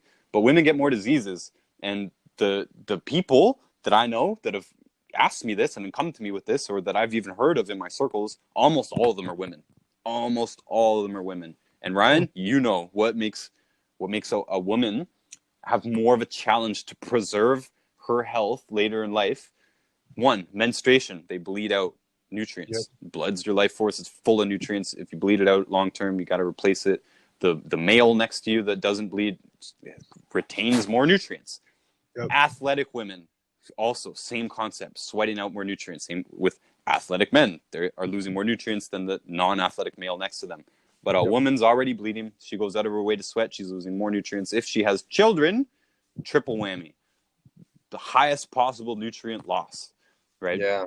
Aside from all food factors. So having said that, it's no wonder that the majority of our customers who come to us, or they become customers or whatever, they come to ask questions, prospects. I don't like any of these words really. People who come to us, the majority of them who come to us with serious problems, including unbeatable Lyme, untreatable Lyme disease. Almost all of them are women, in my experience, and who are middle-aged or more, basically, right? Which, again, is no surprise. They're the vast majority of the health industry's business in the first place because they have the most health problems, because they have the most health challenges, and because they're the most concerned with their health and their children's and families' health. So they spend the most money on healthcare products. They also spend the most money on beauty products. That's no surprise either. So just saying that, all these things in consideration. Why is my Lyme? Why aren't I able to deal with Lyme? I have Lyme disease. What's happening? Why can't I get rid of it? All these things. And if you do happen to be a woman, you know, who's had 3 children, I don't mean to laugh. I'm sorry. Just like if you are in the worst case, if you're, and it's not just a woman, you can be a man too, but like if you have these things that make it more likely that you have less nutrients in you than the person next to you, just take more nutrients, dump nutrients in the body, dump these antibacterial things in the body, forcibly relax yourself, take a loan if you need to take time off work, even if it constitutes losing your job. Why? Because this is life or death. Ryan, the reason we go long on these calls, the reason we go into depth into training, the reason we're even here in the first place is because this stuff is serious. And when you're in the health business dealing with people, if they're talking to you about Lyme disease and they're looking you in the face and they're telling you about this, you better take it seriously. If they're talking to you about cancer, you better take it seriously. You're talking about diabetes, whatever. You might never see them again. Maybe they never come back because you didn't convince them. Maybe they die. Real talk. Maybe they actually die, right? Maybe this Lyme disease thing actually kills them, because a lot of the times you're looking at them and they look like they're going to die, right? Mm-hmm. So being able to give people hope, I think, is one thing. And that's sort of why you go into detail, because none of this was about Lyme disease has gotten crazy, we can't deal with it anymore, in the sense that making it sound like Lyme has gotten worse, like the virus has gotten worse, the bacteria has gotten worse, the threat's gotten worse. I don't think it has. I just think we've gotten worse. And I think that's the case for all these things. That's the case for coronavirus. That's our case for coronavirus, the one that I'm trying to make, the one that we're getting in trouble for right now, saying that, you know, there's nothing really of epidemic proportions happening other than epidemic bad health. Yeah. Well, we have the right to our own opinion too. And what people get mad, I don't really understand that, because if you really think you're right, you can back it up with some solid evidence, you know, some solid conclusions, you know. I don't agree with everyone and everything, but it doesn't mean you have to, you know, get in a fight with the person, you know, or get all crazy about them, you know. Never understood that really either. But I mean, at the same time, this is a big issue, you know, this whole mask thing. I feel like it is kind of like, you know, this is kind of, you know, I can see why people can get pretty irritated about it too at the same time, because it's ridiculous in my opinion. It just is. But that's for another time to talk about, I feel like. Yeah, it is very political. And again, I wish we could just never mention it. I wish we never had to talk about it. I wish we didn't have to be involved in politics at all. I mean, this thing that we do here is already hard enough. I'm already trying to talk to grown adults, grown men and women most of the time, about their health and about their food. And I don't want to, you know, it's already hard, you know, to do what we got to deal with. We got to deal with. Now we got to deal with a fake epidemic, you know, and a brainwashed population that's super confused, you know, about everything that there is to talk about within the corona umbrella of things. So people need to realize who wrote the textbooks, who owns the media, and then they might understand a little more as well. You know, they think that these people are, you know, just give them real news, right? 100%. So there's an agenda. Okay, so Ryan, we're here. Yeah. Everything that we just said about Lyme goes the exact same for mold and fungus, by the way. The only thing that I would add is go completely sugar-free for at least 90 days. Talked about sugar earlier, addicted to sugar, all that. Sugar-free for 90 days, period. Fruits, just don't eat the bananas and the freak fruits is what I would say, you know? Eat your berries, whatever, go ahead, eat fruits, eat dry fruits. Doesn't matter to me, just don't eat the big, unnecessarily big ones, especially the bananas. I keep singling out bananas because they're the worst fruit on your market, in my opinion. How many dates would you say is okay to have a day in stuff like this? You see, I've seen several people beat fungal infections, mold infections. I've beaten it myself, right? I had a bad fungal infection for a number of years. I finally got rid of it with a combination of fasting. Yep, exactly. A product called Nightly Essence, by the way, which is also in the longevity catalog. Ben says it's one of his favorite products. It's very, very powerful. It's quite expensive too compared to it. You'd be like, I think it's like $63 or something for a bottle of basically probiotic and enzyme pills, right? So it's like, whoa, this is kind of expensive. But that program, call it a program when you do it properly. The Nightly Essence program combined with diatomaceous earth, I believe it was diatomaceous earth. It might have been before diatomaceous earth, but colloidal silver, either one of those or both of those. And I killed it.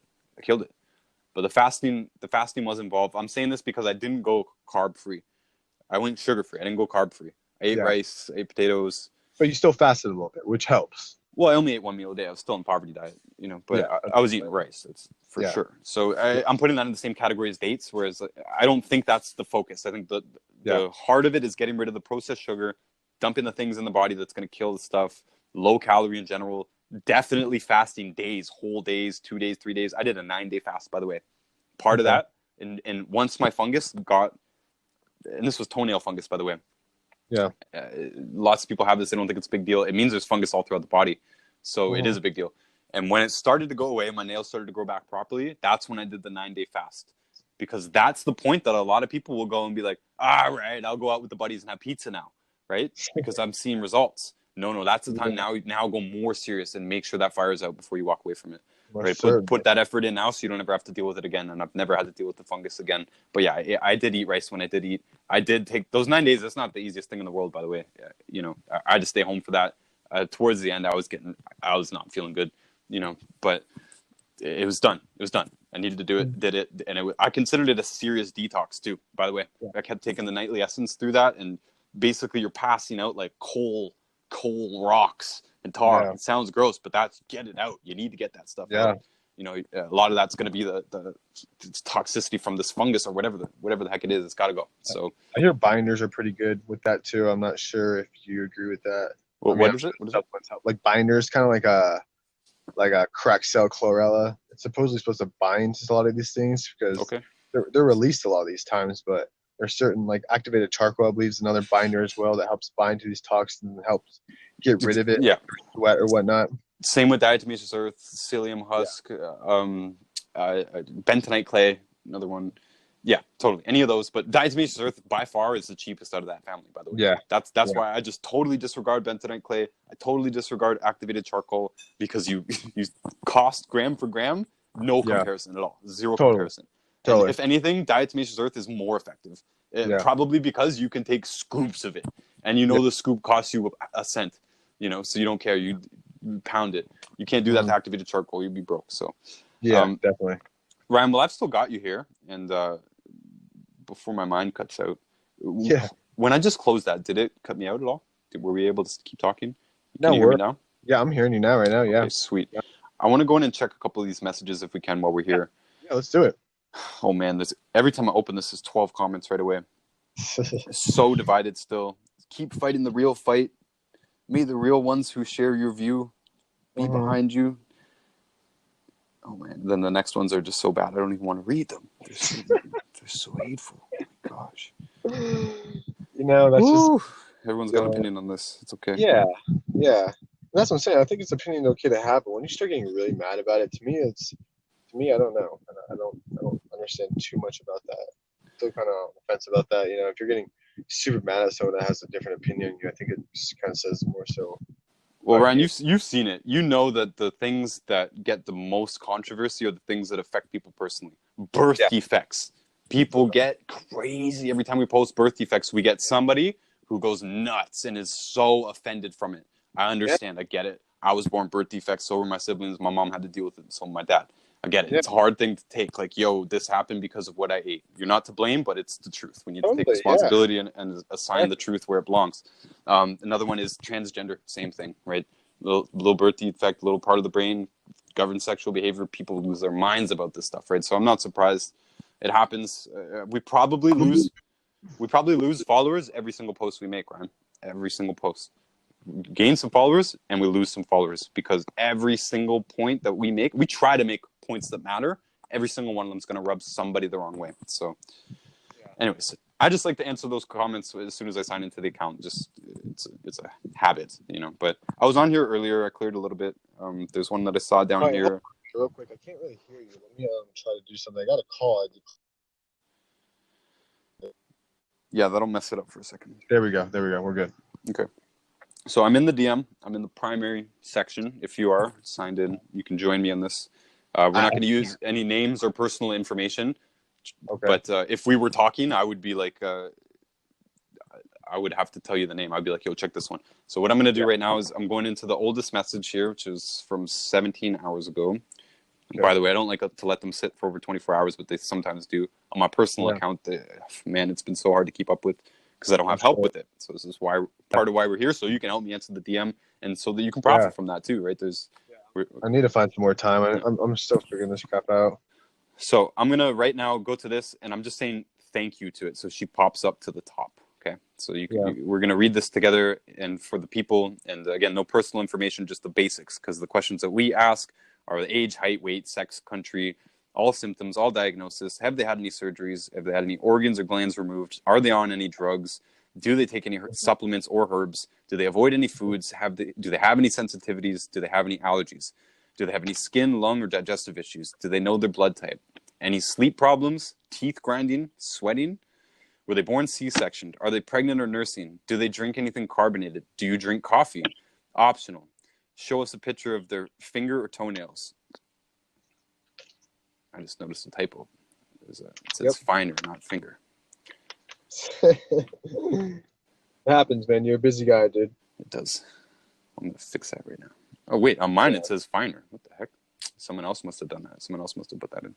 Anyways, someone's notes messed up. Anybody who's helping me, if you're listening to this, you check your notes. You'd be saying finer toenails. Yeah, anything else I should know about? So This person is 5 weeks old. So this is a little baby that we're talking about. So I'm scrolling up here for the original comment. Okay, so it says, this is about CF, cystic fibrosis. Okay, they said, my daughter is 5 weeks old, diagnosed a few weeks ago. Can I get some more info for you about how you treat CF? Okay, that's tricky. So Catherine came in and answered this, and thankfully she did not answer, quote, how to treat cystic fibrosis, because we, as non-medical professionals, do not treat anything. We're not legally entitled to treat anything. If you come to us, you're not getting treatment. You're getting advice and products to support and promote the maintenance and repair of a healthy body. Cystic fibrosis is interesting because, and everybody should know this who's involved, cystic fibrosis pops off the page because that's what got Dr. Wallach into human medicine. Dr. Wallach was a comparative pathologist before, right? His primary degree is veterinary medicine, but his occupation, his career was in comparative pathology, which is doing autopsies on animals and humans and comparing them.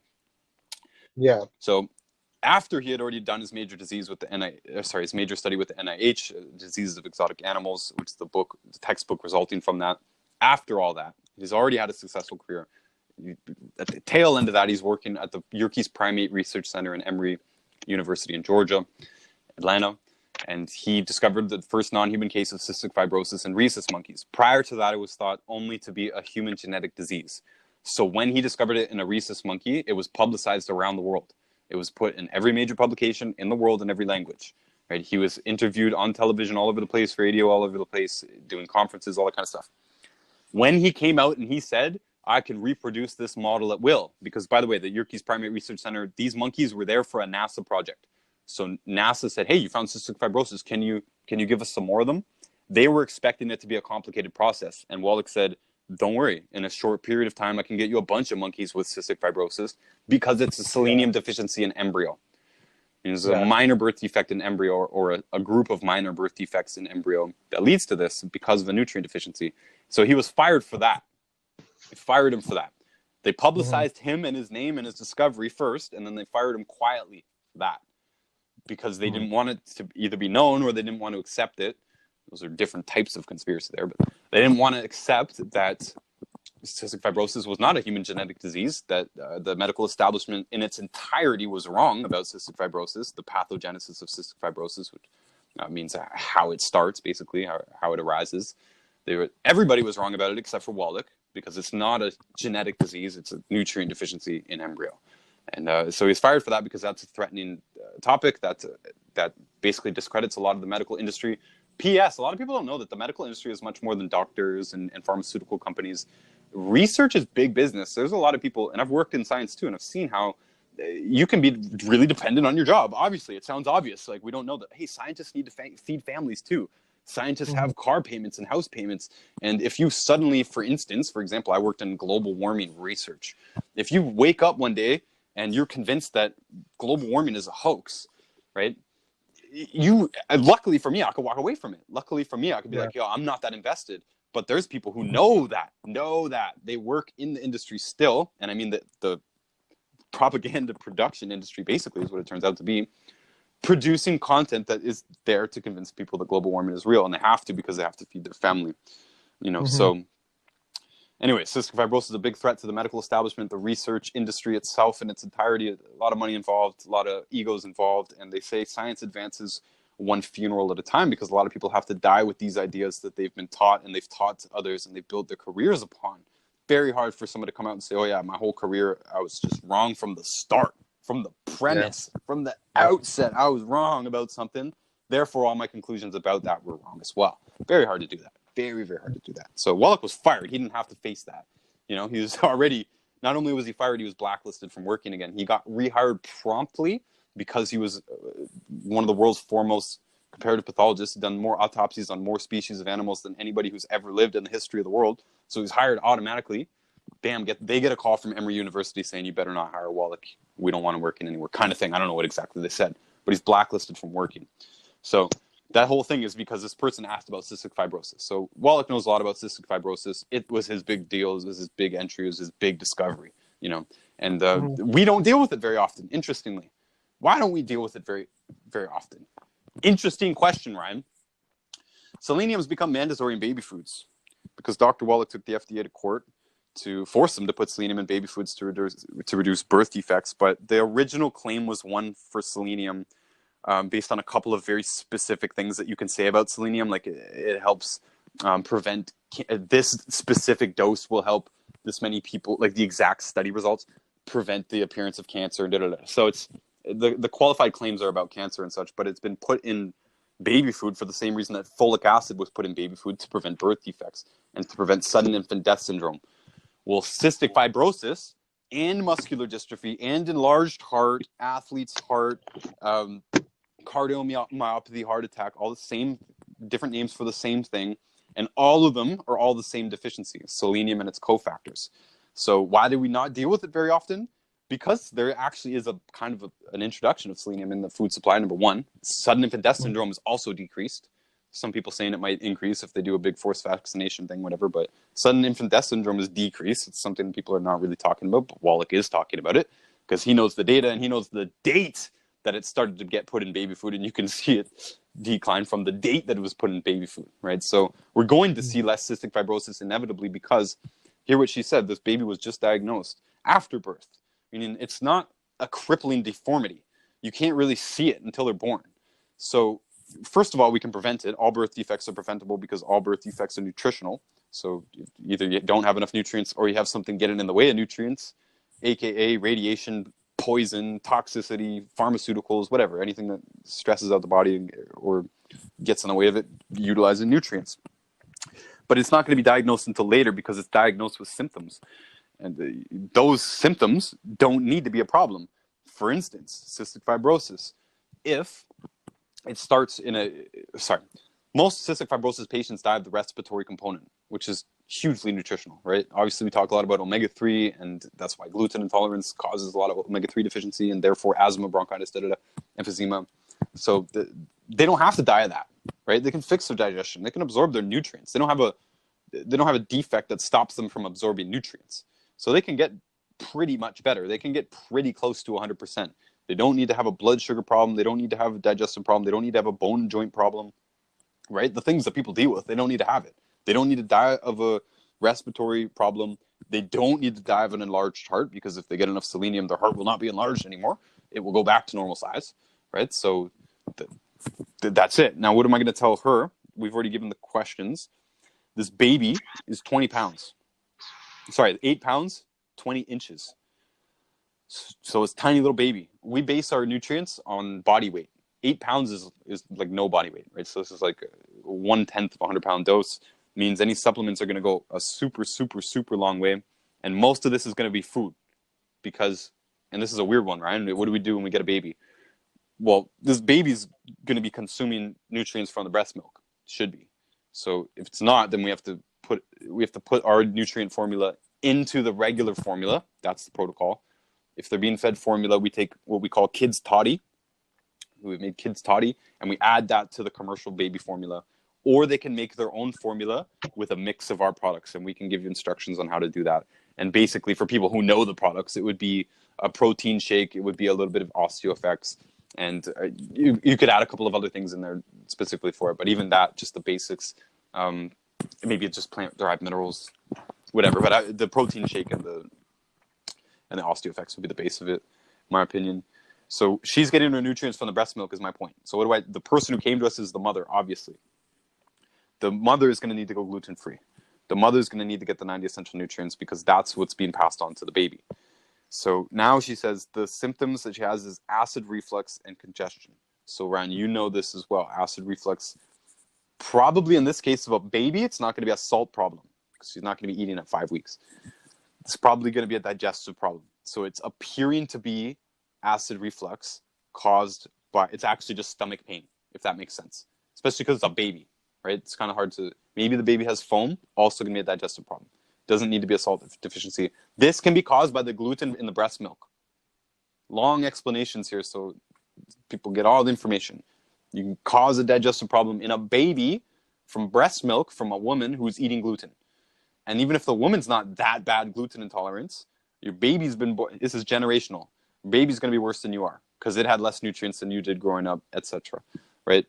Me, I'm the oldest child. My brother's gluten intolerance was much worse than mine. My sister's way worse than both of us, right? Because she was born with less nutrients because mom gave birth to her after, and she had less nutrients because she didn't supplement in between us, right? So this problem right away sounds like a breast milk problem, which means it's not the baby's problem. And remember also, the baby was born with a birth defect. That means the baby was born with a nutrient deficiency. That means the mother had a nutrient deficiency. The baby will take it from the mother if it's there, right? It's not there. It's not enough for both of them to go around. The baby's underdeveloped. So she said she's currently taking enzymes. That's good. With every feeding, 25 ml of Pepsid, 1 milliliter of multivitamin, which is Deca brand, and 1/8 of a tablespoon of salt daily. See, this is weird to me, man. This is weird to me because this baby's being treated like a human, and me, I'd be like, I'd probably say don't do any of that. I'd probably just say focus on the breast milk. Mm-hmm. And I'm saying this out loud because this is what we actually do in real life. You might just get an answer. It might just look like a complete answer. I have to sit here and think about it a little bit. Well, I'm a little bit confused here. Salt Yeah. is good, but you don't need to give a baby salt. You need to Yeah. give a baby breast milk. Yeah. So One, and the breast milk needs to be healthy, so the mother should probably take some nutrients, maybe avoid some foods. other than that, she said no allergies, no food sensitivities. But again, 5 weeks. A 5-week-old is not eating solid food. So Yeah. no digestive, skin, or lung issues. That's good. That would be, but it would be a big easy thing if the kid had a rash or psoriasis across the body or something like that. It's so easy for us to just boom, gluten intolerance, get off the gluten. But it's a bit weird that the kid doesn't have any digestive, skin, or lung issues. Truthfully, I don't know her blood type. Super common, by the way. How many mothers and fathers and people just don't know their kid's blood type or their own blood type? Very weird. Thought more people knew that. No sleep problems, no teeth grinding or sweating. Vaginal birth, that's good. With epidural, don't like that, but whatever.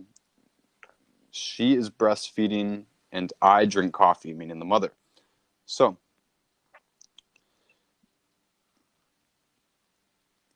I'm going to answer her.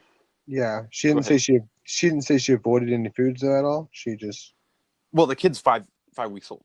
She didn't say that she avoided any foods, no. okay. And since this is basically our first interaction with her, we don't have an existing dialogue with her. I don't know what's up with her. Sure, So. sure. And by the way, most of the time, people's profile pictures, we usually don't even look at them, but they're not going to tell us much anyways. The pictures in their profile, we don't get enough information from that. That's why we have to ask questions. No, totally. A lot of times, I can't even tell if they're male or female, and I just mean there's no pictures of them. There's like memes and stuff. I don't know what's up. And I do kind of believe if even if you do try to get away with eating the bad foods, it's usually the people that don't eat that much still that can eat a little bit of it. I feel like just because they fast all the time, I feel like people that don't eat that much can. Well, and by default, they don't eat that much of the bad foods either. But they say they do, but they probably have like a couple bites or something. Yep. Okay, so this is what I'm going to tell her. So, since she's not eating solid food, her nutrition is coming from you in breast milk. Yeah.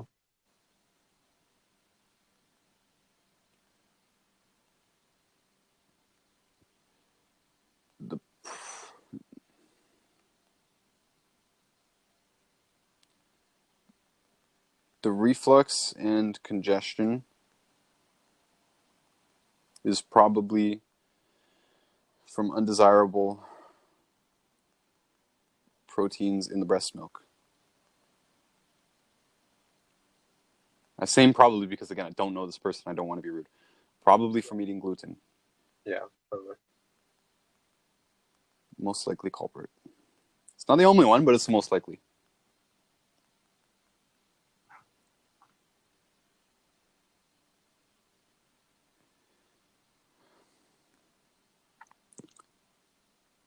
The enzymes and salt for the baby is strange to me.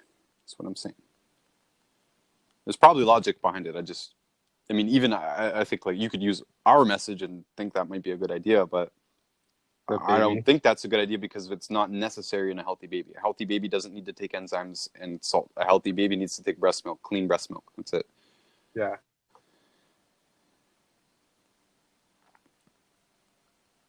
Baby only needs breast milk.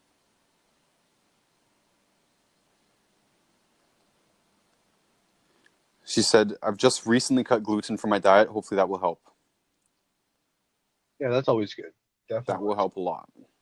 Bread in general, people want to switch over to like the sprouted, which is better because I don't think you're getting the chemicals and most of the gluten. But I would just avoid all of it, if you can.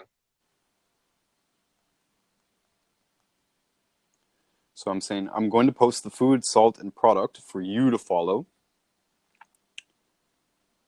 And that will get to her. Oh, I also realized I didn't really answer about CF. This is Ryan, by the way. I can tell her. Yeah. BTW. By the way. Yeah, okay. What I'm going to do, actually, I'm going to pop out of this conversation because I answered somebody about cystic fibrosis yesterday, didn't I? I put it on the story. Well, we went over a little bit with, the whole Dr. Wallach and his story behind it, too. So I'm going to share what I answered someone yesterday. By the way, anybody who's listening to this too, use your resources, whatever you have. If you already have something that explains something, use that, right? What we're trying to do is record content to fill in the gaps too. Myself, I should have a video on cystic fibrosis, so I wouldn't even need to do this. I'd just be like, here's a video I already made on it. And in time, I will do that. Dr. Wallach does have any of those videos too, but it's just hard to get people to click on them. So sometimes you just got to answer people.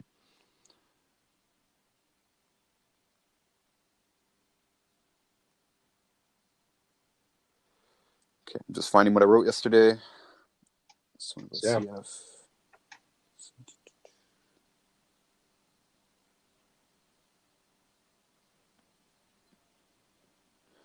One second. Okay, got it. 1, 2. Got it. Okay, and now the protocol. And I'll read that as we post it in. Because normally I wouldn't. I would just kind of rapid fire it in. These are already written out. I don't need to read the blurbs every time. So the first one I'm pasting here is the avoid list. And it can be confusing. I understand, man. It sucks that we got to bombard people with so much information, but they need to know it. So what they should avoid is gluten, 100%. First thing I say to everybody, don't care who you are. I say wheat, barley, rye, and oats. I also say quinoa. I added quinoa to the list. I don't want people leaning towards quinoa. I don't think it's going to do them any good. Most likely it's not. If they do a food diet, an elimination diet, a food diary, you will find that it's probably not helping you. A lot of people, when they go gluten-free or vegan, they lean heavily on quinoa, wonder why they still have problems. It's probably the quinoa. Check it out. I would recommend getting off of it. Anyways, so the rest of the blurb is pretend you're a celiac and Google what they can and can't eat. Avoid all oils, deep fried, well done red meat, anything burned, margarine. I separate out margarine, by the way. I had to do that eventually because I didn't realize that people don't know that margarine is oil. It's vegetable oil. Yeah. So I just separate that out. It's the same thing, same reason it's on the list, but margarine's on the list as its own thing. Processed meats, non-organic soy and corn. I put that on just. Dr. Glidden says no soy and corn largely because of the GMO component, which basically just means that it's doused in chemicals, pesticides. So you just get more pesticides in those products. And soy and corn are typically ground down and made to be fillers for, or base components for products that are gluten-free, actually. So you can be gluten-free eating these gluten-free cookies or chips, and they're made from soy or corn, and it's no good for you. It's laced in pesticides. It's been concentrated down because it's been milled, and all bad stuff gets concentrated when you mill it. Last things on this list: carbonated drink, skins of baked potatoes. The list can get longer, but these are the fundamentals. This is all what it was included in the blurb that I just gave them. Also in that is the YouTube link for the 12 Bad Foods by Dr. Peter Glidden. And then the last little sentence is, we have a food page, which is at Notus Foods, N-O-T-U-S, Notus Foods, to teach people to cook without gluten, oil, etc. And you can message that account for food advice. A chef will answer. By the way, Ryan, that's probably one of the biggest features that we've recently introduced to the people who actually use us. The people, whether they're actual customers or clients or not, that's a free service that's absolutely amazing. Doesn't exist to my knowledge anywhere else, not on Instagram at least, where you can just message a qualified chef and he's going to give you his best information on how to cook without Dr. Wallach's bad food list. Because no one else knows about Dr. Wallach's bad food list. So you go to a gluten-free cookbook, it's full of oil, right? You go to a keto cookbook, full of oil. What's going on here? Go to a paleo cookbook, it's got wheat in it. What's going on? So Mhm. we fill that in for them. And so, as you can see, they're already stoked. They say thank you so much and stuff. We haven't even given them all the information. I haven't even touched the surface. Here's the other half of that food blurb. By the way, when at the beginning of this, we said we need to systematize things a little bit better. Or maybe that was my last conversation. I'm getting my wires crossed, and I got to pop off soon so I can rest Well, my brain a little bit. But I actually been saying that for the past week to myself, so it's funny you said that. well, we do have somewhat of a system. It is evolving as we speak, and Yeah. again, it sucks. We have to bombard you with information, but if you want to get better, you need a lot of information. It's probably not going to be one magic bullet for you. You're probably going to need to do all the things that we talk about to get your real result. So the next part of this blurb says good digestion. It's just me explaining good digestion. I feel like we're health kindergarten sometimes. You know, it's whatever. It is what it is. So I have to make sure that they know, because I can't assume that people know what good digestion actually means.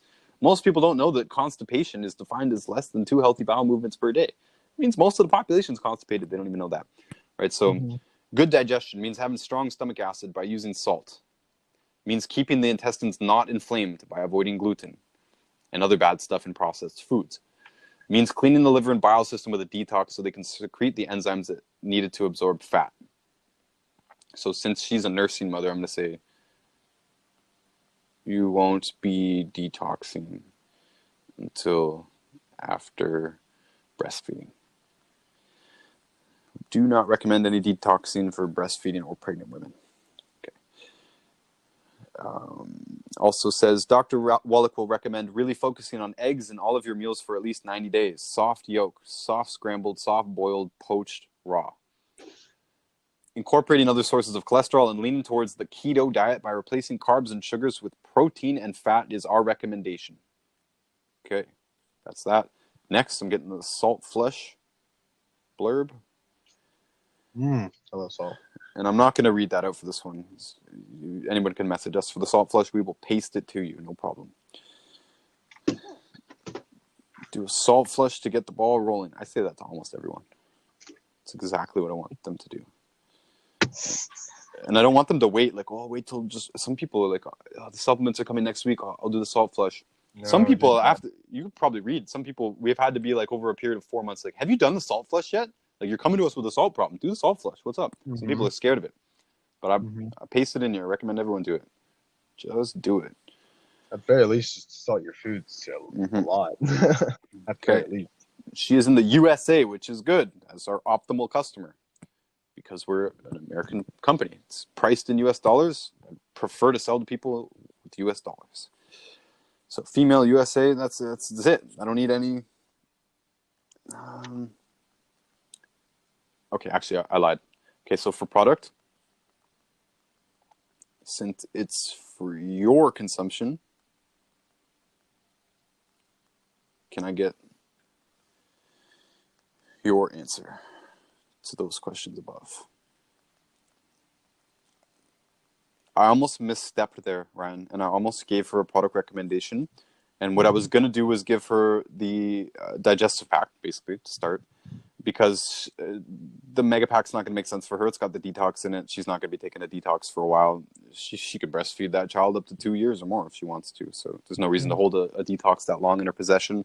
But one of those questions is, do you have any allergies? One of the allergies that I'm looking for is shellfish. This is just one of the reasons that I don't want to give anybody any recommendation unless I get those answers to those questions. And if you're allergic to shellfish, you know you're allergic to shellfish. You tell me, right? That matters because a lot of our products do have shellfish components in them, and I need to know that. So she liked that message now, which is good. And also, by the way, it's the utmost of professionalism to ask questions, to ask more questions. A lot of people think that learning how to do this, becoming a professional, means being able to just spit out information and diagnose somebody. By the way, we're not going to do any more of these. We've gone too long here for that. That was the one that we got to do together today. Hopefully we can do more in the future. But yeah, most certainly. Helping people is not about telling people what to do. Often it's about asking more questions. The more confusing cases that we get, if I get a message from one of you guys that says, yo, you got to check out there's someone in there, I don't know what to do with them. And I go in and I check it out, almost every single time, I'm not going to have an answer for them. What I'm going to have is a question for them. If I'm confused, if they're confused, if you're confused, I need to ask another question. That's it. A lot of people will get mistaken. They'll get choked up. They'll say, I'm the professional, or this person's coming to me for help. I need to give them an answer. And you'll see a lot of people pull an answer right out of their ass. Just make it up. Just make it up. Totally.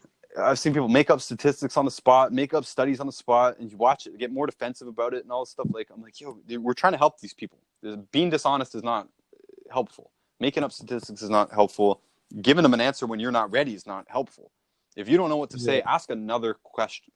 That's usually what people forget. You're looking for a better question to ask so that we can better figure out what's going on. Some of those things that we talked about earlier, those could be hidden questions that are just not included in our regular question list. We can't figure something out. What happens? Hey, do you live next to a transfer station? You know, this kind of thing. Just one of these missing things. And it could very well be. Could be a, just something that we didn't ask, and that's the real problem. It could be a dosage problem. You get a lot of people that come to us, Ryan, exact words. I take the 90 essential nutrients. I avoid the bad foods. I'm still sick. What's going on? A lot of people might be like, no, hold on there. Maybe they'll defend the products. Maybe they'll go into an explanation. It's not your business to give an explanation there. It's your business to ask more questions. Number one, what products are you taking? Number two, how much of those products are you taking? Number three, these are just examples, right? You're talking about you should have these questions to fish around for, because your answer is not an answer. It's going to be a question. What are you taking? How long have you been taking it? How much you've been taking it? Next, if we don't know already, how much do you weigh? How many times have you seen in that DM a 250-pound person being like, yeah, I'm taking my 90. Meanwhile, they're only taking Tangy Tangerine. They're taking 2 scoops of Tangy Tangerine. It's a 100-pound dose, basically, right? You can get away with it at more because it's such a potent product, but they're taking a dose for a 100-pound person. They're 250 pounds. They've been taking it for 2 weeks or a month, whatever. It's not the 90 essential nutrients. It's not marketed as the 90 essential nutrients. It's marketed to be paired with another product, at least, to get the 90 essential nutrients. So often our answer isn't going to be right because we just don't have the information. A lot of times we can attack somebody being like, you're just doing it wrong, without actually just fishing for the real source of it. And most of the times it gets people lighten up super quick too. Often it's not hostile anyways. They're just looking for help. But if someone is, in the case of like, I'm doing it and I'm not getting results, often they're not even doing it. Ask them more questions. Are you completely gluten-free? Oh, well, I'm mostly gluten-free. It's the most common answer, right? Yeah. So how did we resolve this? We asked another question. And most of the time, how much sugar, how much are you eating? Usually, Ryan, you won't even need to be getting to that. But sometimes you will. Yeah. Sometimes it's a food quantity thing. Sometimes I'll be like, you'll see me say, can you give me an idea what you eat during the day? And often it's super sincere ladies, super sincere ladies. Yeah. I wake up, I have some fresh organic strawberries or raspberries, and they have it all planned out. But I'm sitting there listening, and I'm like, you're eating too much food. You're eating too much food. You've been eating food all day, lady. And it's all good, organic, whatever, right? So it's what Dr. Axe recommends and whatever, but it's too much food, right? So we talked about that earlier. Take more nutrients, you'll actually be less hungry. That is true. The sugar addiction is a separate issue, but you will be less hungry. It's one of the long-term benefits of this. It's one of the best and one of the worst. It's a double-sided coin there, eh? On one side, we're not hungry, so I can go about my day and not have to worry about food, really. And honestly, if I don't get to eat that day because I'm on the road or because of whatever inconvenience or because I'm doing something, I'm absorbed into something, it's not actually the biggest deal in the world if I don't eat for 24 hours, 48 hours. I can handle it. Yeah. Not a big deal. I got nutrients, Sorry, but on top of that, the double side is that we actually can't eat that much food. It's the exact same problem. I enjoy food. Yeah. I live with a chef. Can't even eat that much food. I'd like to finish my dinner. So that could be a hidden thing. I've seen that before, where they don't even look like it, right? They just look like a regular person. But like you're eating 4 or 5 times a day and adding it up, and it's just too much. Your intestines are probably full of stuff, right? So what do we say? Same old stuff. Make sure you get enough salt. Obviously, enzymes can help. By the way. Part of the digestive pack is the digestive enzymes in there, and that just helps the whole digestive system. We don't need to get into that. We've talked about that elsewhere, and you can message us about that. But diatomaceous earth, clear the stomach out, get the digestion kick roll in, to start doing some fasts. Fasting, one of the best benefits of fasting is it also decreases your hunger. Doing a fast decreases your hunger. It will make you hungrier in the short term, but long term, if you've just fasted for 48 hours, on that third day, you're not going to be able to eat very much. Your stomach will be in pain if you eat too much. So this forcibly decreases the amount that you're able to eat. And when you do intermittent fasting long term, like we do, you really just can't eat that much food, even if you're at a buffet. So, definitely, Ryan, I felt like I said a lot of words there, man. You did, dude. You did. It was. it was informative though. I think we went over some good points, especially how the sugar tied together with the lime, and I think it all tied together pretty well as well.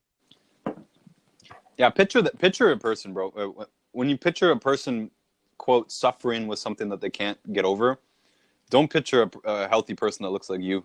You know, I picture the worst case scenario now. It's what I've learned to do. I've learned to just assume that they're doing everything wrong.